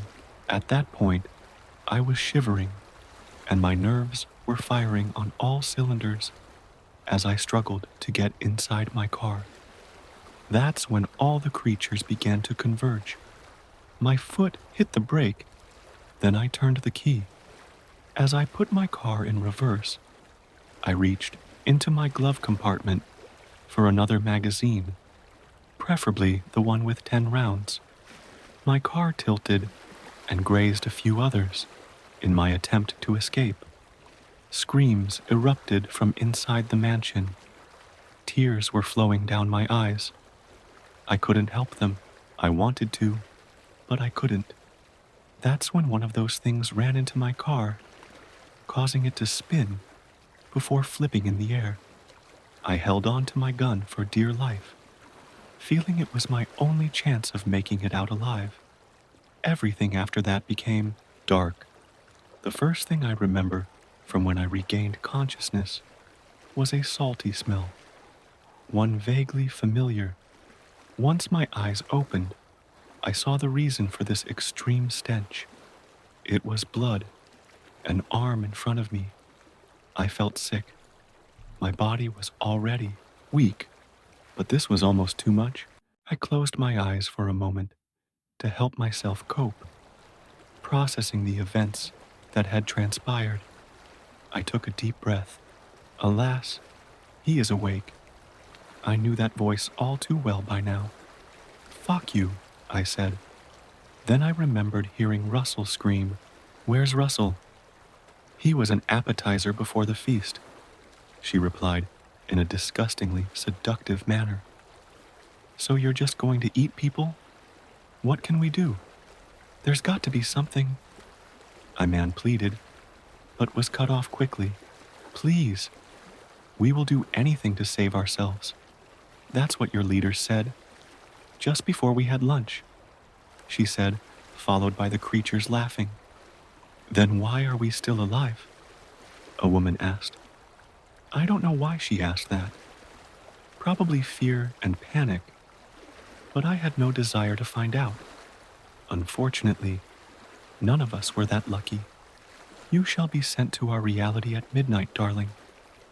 There, you'll see absolute beauty," she replied, like a mad woman on a high. I wasn't restrained, but my Glock was gone. I had no idea how I would escape. My mind began to race with all sorts of ideas. I couldn't have imagined what awaited on the other side. And if I had known, I would have fought tooth and nail against those creatures. Another said something in another language. It fit their accents perfectly, but I swore it wasn't a language made by humans. What the fuck are you? Aliens? Vampires? I asked out of curiosity, but also to stall. She chuckled and ignored my question, responding in the language. Looking around me, I saw at least a few dozen people. Granted, evidence all around us said some met a grisly end, but they spared most of us. Though I hated the question a minute ago, I was beginning to wonder what they had blamed for us. Looking around, I saw more blood, limbs, vomit, smashed furniture, and those vampires staring at us. Everything except a weapon. I just realized I killed one with rounds to the head, but he could. It never came. One of them began pushing me forward, and I didn't know if I could take him, let alone the others. Once at the edge, my skin began to tingle in pain. I turned while pulling the knife, but one of them kicked me through. It's a real one, or should I say as real as it gets. And yes, I know how that can sound here on Reddit under this thread. You'll still take it with a grain of salt. Think of it as some internet fiction, but bear with me. There are times when, out of the blue, I have this wild recollection about the duality of man, real evil hiding in plain sight, lost childhood, friendship. That's what this story is really about. For the sake of privacy and the safety of my loved ones, I've changed some of the names, some locations, some details. I was around 11 years old then. My parents and I had moved to new country when I was 2, so pretty much my whole life I'd been treated as a native, just one from the herd. The city we settled in had this strange, sleepy rhythm, a mix of industrial grit and serene mountain views. Its old cobblestone streets twisted unpredictably, lined with gray, weather-beaten buildings that seemed permanently damp from the mist rolling down from the hills. My dad's an architect, interiors mostly. Back then, he was in his early 30s, trying to break into a new, closed-off market with nothing but talent and a bit of luck. No connections, just grit. He couldn't afford to be picky about clients. That's how he met Em, a man in his mid to late 40s, deeply connected in the city. He owned a custom car shop near his apartment, a place that screamed money with gleaming sports cars parked outside. Despite its grimy facade of rust-streaked walls and oil-stained pavement, the contrast between mechanical grit and the wealth on display felt almost surreal, like something out of a forgotten early 2000s TV crime drama. M wanted something more upscale, something that matched the sleek cars parked outside. He looked interesting, to say the least. Tall, about 190 centimeters, very well built. Bald, with small, round, Potter-like glasses. He radiated a quiet intensity, something stoic and unreadable. How do I remember all this? Because my dad and M clicked almost instantly. M admired my dad's ability to adapt modern designs to any space, no matter how unconventional. Business turned into bonding. Families met. I vividly remember the night M invited us over for a movie screening. Van Helsing with Hugh Jackman, one of those corny early 2000s action flicks. He had a proper setup, a projector, and a vintage Bose surround system that made his apartment feel like a small, private theater. a rare luxury in early 2000s Eastern European country where such tech still felt like something out of a catalog. It was mesmerizing back then. The audience that night was eclectic. Me, my parents, M, his 10-year-old son Oscar, his wife Diana, and Tess. Who was Tess, you might ask? Well, it took quite a while before my mom explained that to me, but we will get to that in a minute. Let's focus on Oscar first, because it's through our then friendship that I was able to observe and spend time within this particular environment. Oscar was a year younger than me, a chubby little kid who loved watching MTV and Viva La Bam on the small TV in his room. He was funny, loud. We both had PS2s, which at the time was a massive social currency at school. A lot of my classmates wanted to come over after school and play Tekken 4. I know it's silly to brag about now, but back then it really meant something. My parents lived very differently from M's. They had it rough. We lived in a house that wasn't even ours. My dad rented the place, but it was practically a raw, unfinished development. Part of the deal with the homeowner was that my dad had to pay out of pocket for basic renovations just so we could move in. The house was near a small creek, which meant the basement got damp and moldy every autumn. But despite its flaws, I loved that house. The only room my parents could afford to properly renovate and furnish was mine. Can you believe that? I had my own big room, something unheard of among my friends. Being an only child definitely had its perks. I didn't have trouble being sociable. I loved being around others. But I also had no problem making up my own adventures. I'd spend hours in the backyard swinging sticks like a Jedi, pretending my force push could knock over anything in my path. Oscar wanted to show me his room, and as soon as we walked in, my eyes landed on a Tekken Tag tournament box sitting on his desk. That instantly became our first shared obsession. His room was filled with action figures from movies I loved: Spider-Man 2, Blade, X-Men, those classic Toy Biz ones, and some Star Wars Attack of the Clones figures. I had a similar collection, so we struck a deal. We'd trade a few of our figures for a couple of weeks at a time. He was also an only child. Maybe that's why we clicked so well. We just got each other. From that point on, we spent a ton of time together. Every other weekend, my dad would drop me off at Oscar's place, and other weekends, he'd come and stay at ours. At first, everything seemed really good. Once a month, M would pick us up, and we'd all go together to an amusement park or the pool. Together meant me, Oscar, M, Diana, and Tess. There was something odd back then that I couldn't quite wrap my head around. Oscar called his parents by their first names, and they expected me to do the same. No Mr.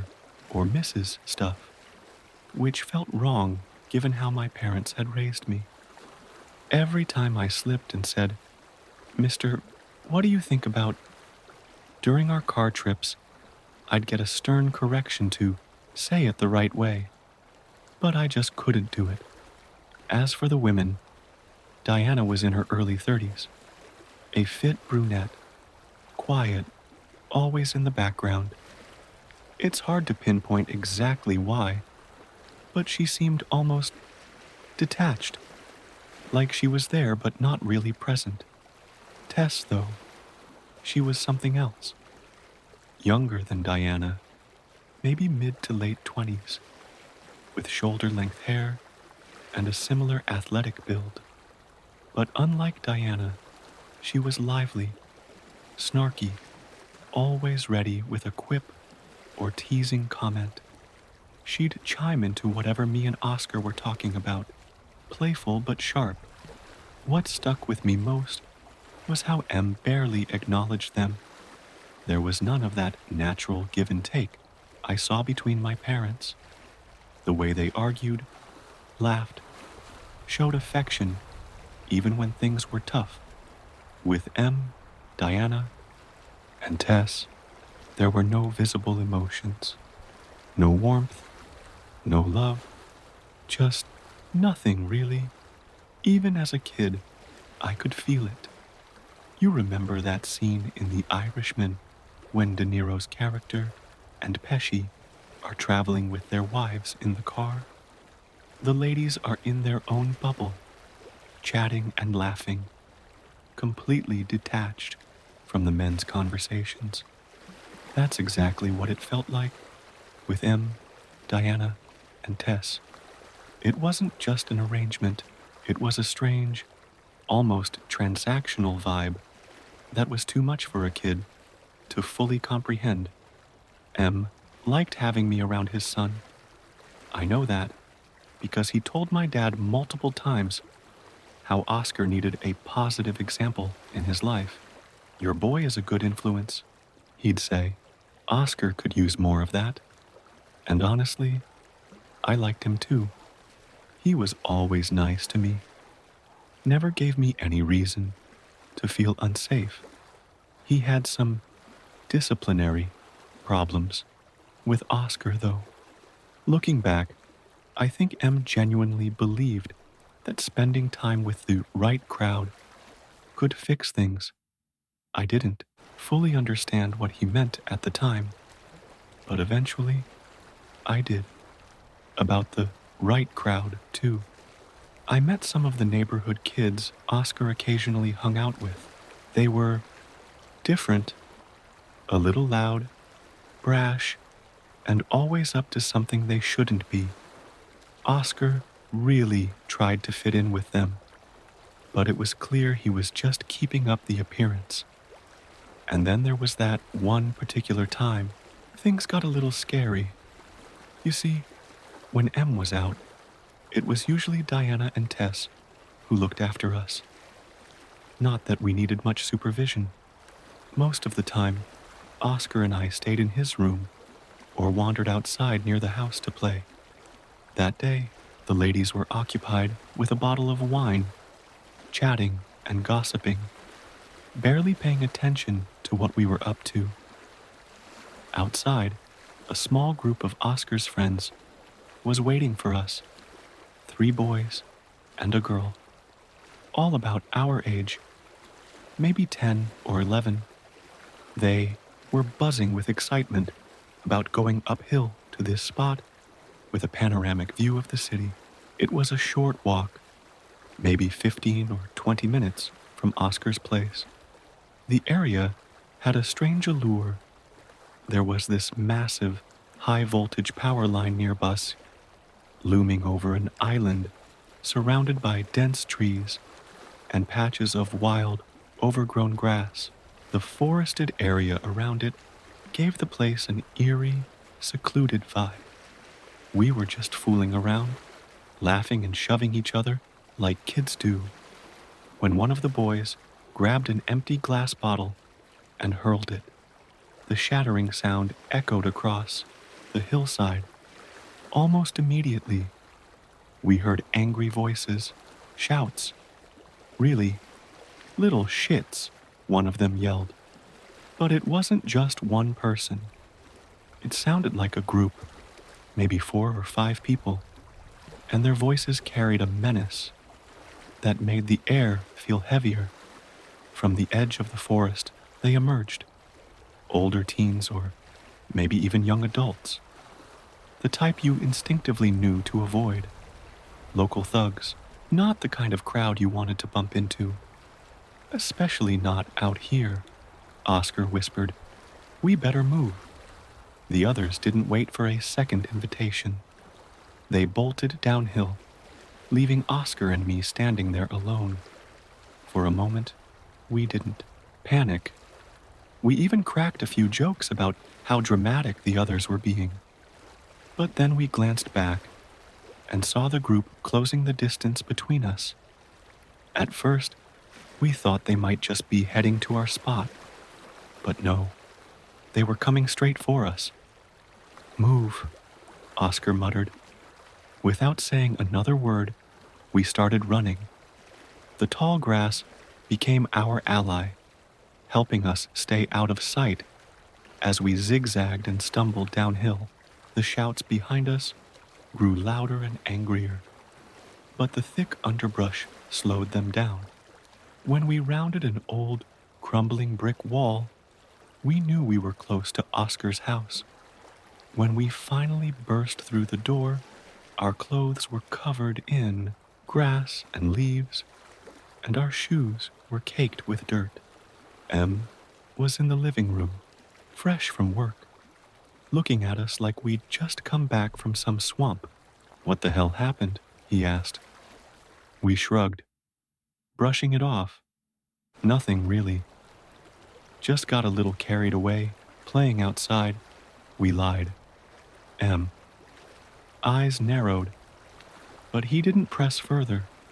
Instead, he muttered something about the girls not keeping an eye on us and asked, "What were they doing?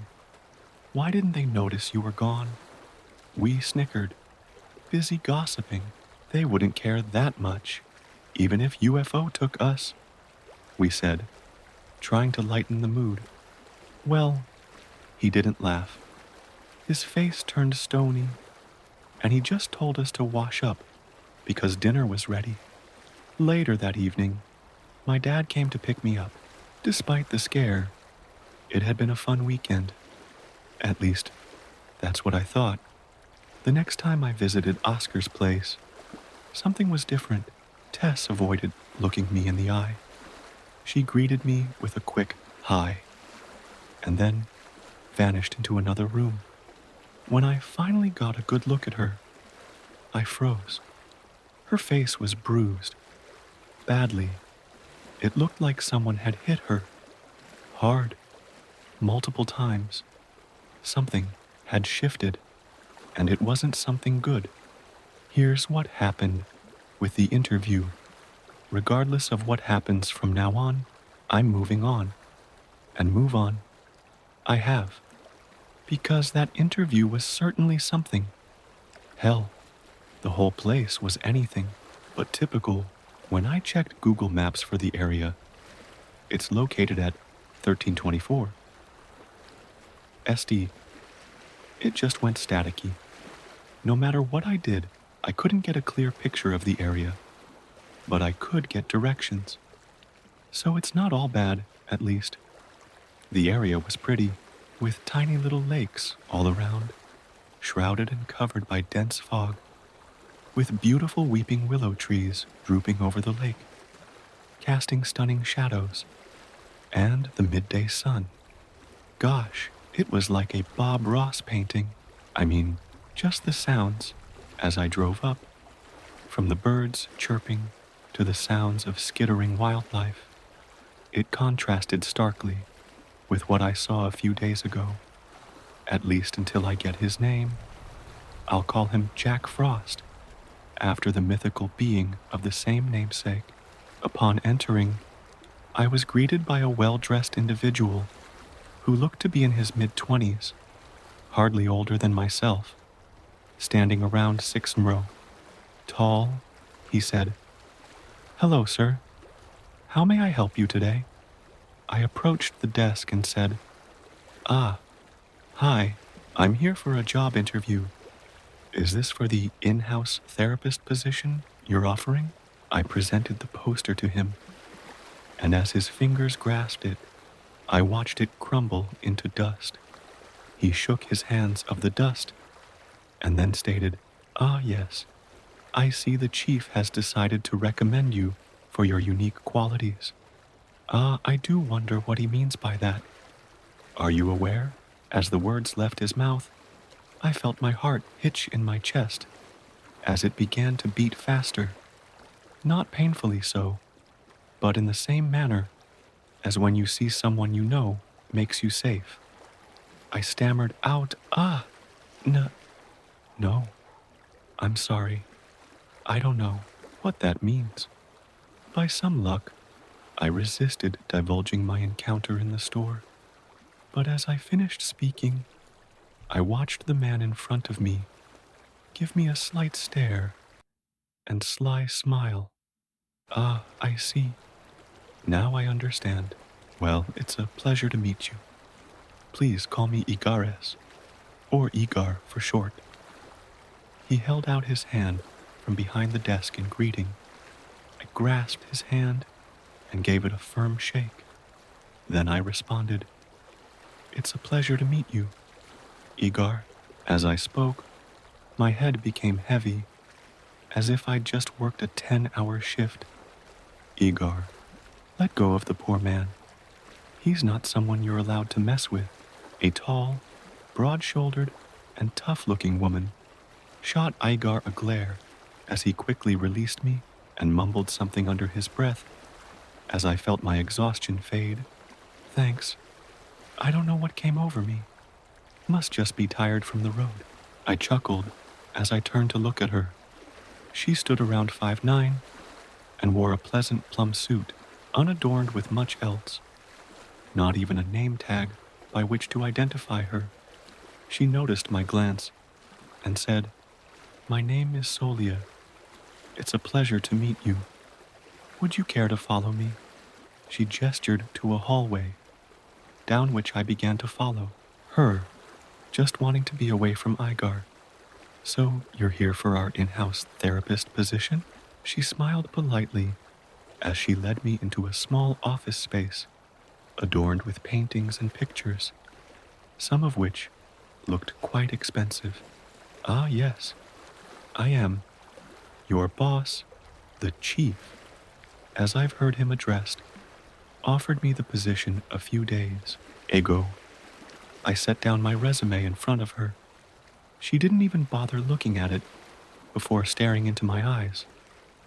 As she stared into my eyes, I felt my body begin to freeze.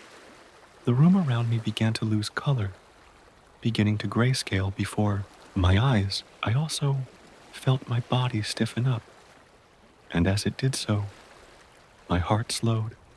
I saw a glimpse of what appeared to be emerald snakes in front of me. Mesmerizing they were, but as if compelled by a power within me, I managed to break my gaze with her. Though, how?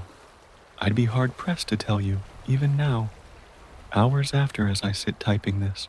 Hell, even as I recall it, I feel my head pound, and silent whispers begin to crawl at the edge of my vision, threatening to consume me.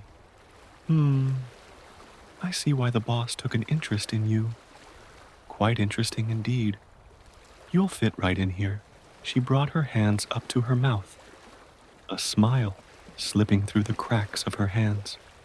As soon as she took that pose, I saw the snakes snap away and reality come back into view. I rubbed my eyes with the palm of my hand as I stated, "I'll be glad to join the team. God, I need some more sleep. Anyways, when do I start?" She then grabbed a piece of paper and slid it before me, an NDA stating that I'm not allowed to discuss what happens outside work through verbal means, or I'd face severe punishment in the form of termination and a lawsuit. Luckily, it did not mention written disclosure. I signed the paper, and as she stood up, I knew that my fate, whatever it may be here, was now set in stone.